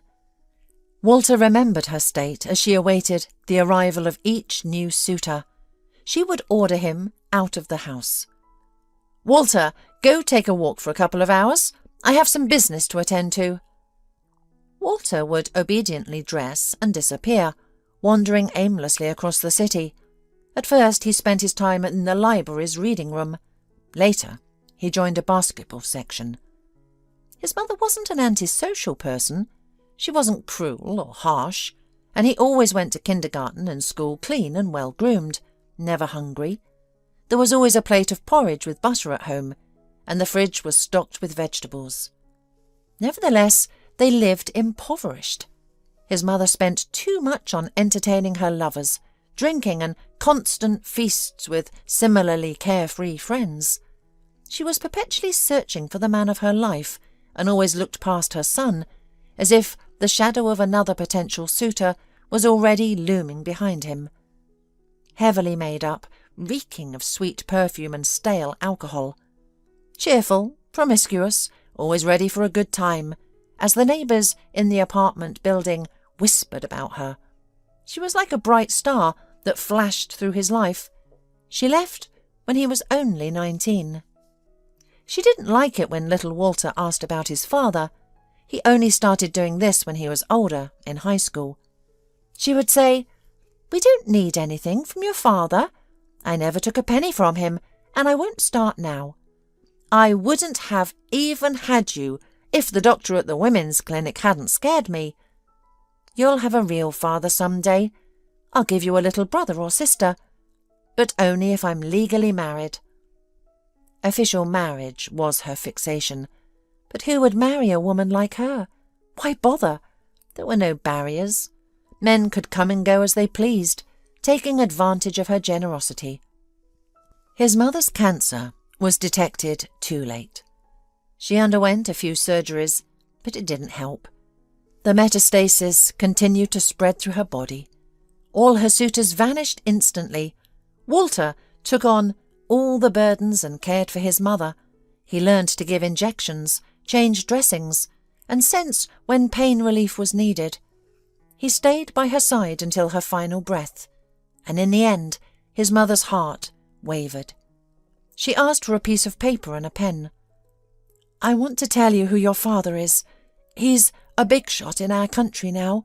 I saw his photo in some business journal in the hospital. Write this down. Son, his name is Darren Stroman. Do with this information what you will. Throw away the paper or use it. He's got more money than he knows what to do with. Maybe he won't mind helping you." In response to her confession, Walter only muttered, "I've never gone grovelling to anyone, and I won't start now. I'll succeed on my own." After graduating, Walter found a place in a brigade of workers responsible for the road markings. The men in the brigade were all good people. They welcomed the newcomer like family. Walter quickly mastered the art of taming roads and creating proper road markings. He also tried related jobs, such as installing road signs and repairing traffic lights. His salary was not astronomical, but it was enough to live on. At first he was exhausted from the sheer number of impressions. In the evenings he would buy pizza, satisfy his appetite, and fall asleep to the hum of the television. And so Walter's life might have continued in this vein, but fate decided to intervene. The brigade supervisor's daughter stopped by after classes to drop off the glasses her father had forgotten at home. Walter and Pat only needed to glance at each other once, and that was it. He followed her to the bus stop like a donkey after a carrot to see her off. She immediately wrote her phone number on a scrap of paper for him. Two halves of a whole sometimes meet like that, by chance, on an ordinary day, without even dreaming of such happiness. Sometimes Walter thought that Pat was given to him to make up for everything he had lacked before. She was so kind, warm and loving that she immediately became his whole world. They dated for only a couple of months before submitting their marriage application.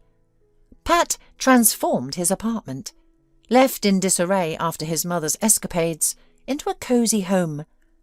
A minor cosmetic renovation with new wallpaper, cheerful curtains, blankets on the chairs, bedspreads, and tablecloths made all the difference. They both found joy in simple pleasures and delighted in small victories.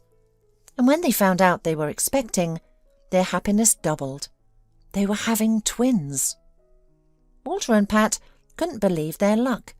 2 sons, their beloved little babies. The boys grew up healthy and lively, sometimes mischievous, but that's what kids do. Their desire to play hockey was fully supported. The coach even said they were perfect candidates for the section. Time passed, and life in their loving family flowed smoothly. That day started with an inner restlessness, a sense of anxiety. Walter dropped his sons off at their sports complex and decided to skate a bit at the nearby rink to shake off the negativity. He had always enjoyed sports but never made it his profession. Basketball coaches and fellow swimmers admired his physique, but he saw sports as a way to relax and cope with stress. But today, his training session didn't bring the usual relief. Walter decided to wait for his boys in the fitness bar. He ordered a tea and sat in front of a large plasma screen, displaying ads. His thoughts were scattered. Christmas is coming. I need to get the money from our stash for gifts. Pat has been eyeing those pearl earrings. The boys could use new hockey sticks. I should make their wishes come true. We'll celebrate at home, of course. His thoughts were interrupted by a news anchor announcing that a prominent local man, Darren Stroman, had a message for the viewers. A man who seemed vaguely familiar appeared on the screen. He started speaking. Dear viewers, I am addressing you in a moment of complete despair. My only daughter needs a kidney donor. We haven't been able to find a compatible match, but I haven't lost hope. The reward will be substantial. But for more details, please visit my company's website. The broadcast returned to pre-New Year's ads with skating snowflakes. The world continued preparing for winter wonders, indifferent to the desperate father's plea. Walter checked his feelings. No, he felt no malice towards his biological father or his half-sister. He didn't seek revenge or wish them harm. He returned home thoughtful, which didn't escape Pat's notice. What's wrong, dear? You're not yourself, she asked. Walter frowned. Remember I once told you who my father is? He's in big trouble, so big that it's on TV. It's serious and most likely hopeless. Pat knew her husband well. She loved him more than life itself and understood him implicitly. She asked the right question. How can we help him? Walter explained the situation with his half-sister needing a kidney donor. Pat didn't protest or show any distress. Instead, she asked, Do you think you might be a match? Have you considered that living with one kidney will have certain restrictions. You'd have to give up alcohol, active sports, and your favourite fast food. Walter remained silent, not reacting to her words. "You're going to try anyway, aren't you?" Pat asked softly. "Yes, it's decided. I'm sorry, but I can't do otherwise." Walter spent the entire next day at the clinic. A couple of days later it became clear that he was an ideal match for Brenda. He didn't hesitate for a moment. As he left the hospital, he said only one thing. "Tell Mr. Stroman that I refuse the reward for the operation. I will only agree to his covering the costs of the procedure and my subsequent rehabilitation. This is my condition. Otherwise, there will be no deal." Mr. Stroman sat in the gazebo. The past 2 months had been extremely challenging emotionally. Just as he had lost all hope, the clinic called. They informed him that a suitable donor had been found. The transplant would take place in 3 days. Mr. Stroman understood that his daughter would not be perfectly healthy. Moreover, the doctors warned him that they could only guarantee her 10 to 15 years after the transplant. And besides, it might not be fully accepted, and there could be complications. From this disjointed monologue by the attending physician, Mr. Stroman grasped the main point. Brenda would live. This could last more than 10 years. During this time, medicine would undoubtedly advance. A new solution to extend his daughter's life further would be found. At this moment, the head of his security service appeared before him with a report. "You asked me to find out if the donor and Ms. White are namesakes or relatives, and I have some very interesting news for you. Yes, Walter is the son of Ms. White, whom you knew when you were young. In fact, I took a DNA test, and there's a 99% chance he's your son. His perfect match with Brenda is not a coincidence." After a long silence, Mr. Stroman asked only one thing. "Have you compiled a full dossier on my son? Is everything indicated in detail here?" "Undoubtedly," reported the man.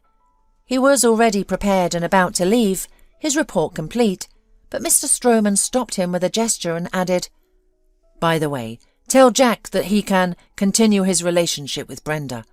Enough of these secrets. I can see how Brenda always waits for his shifts.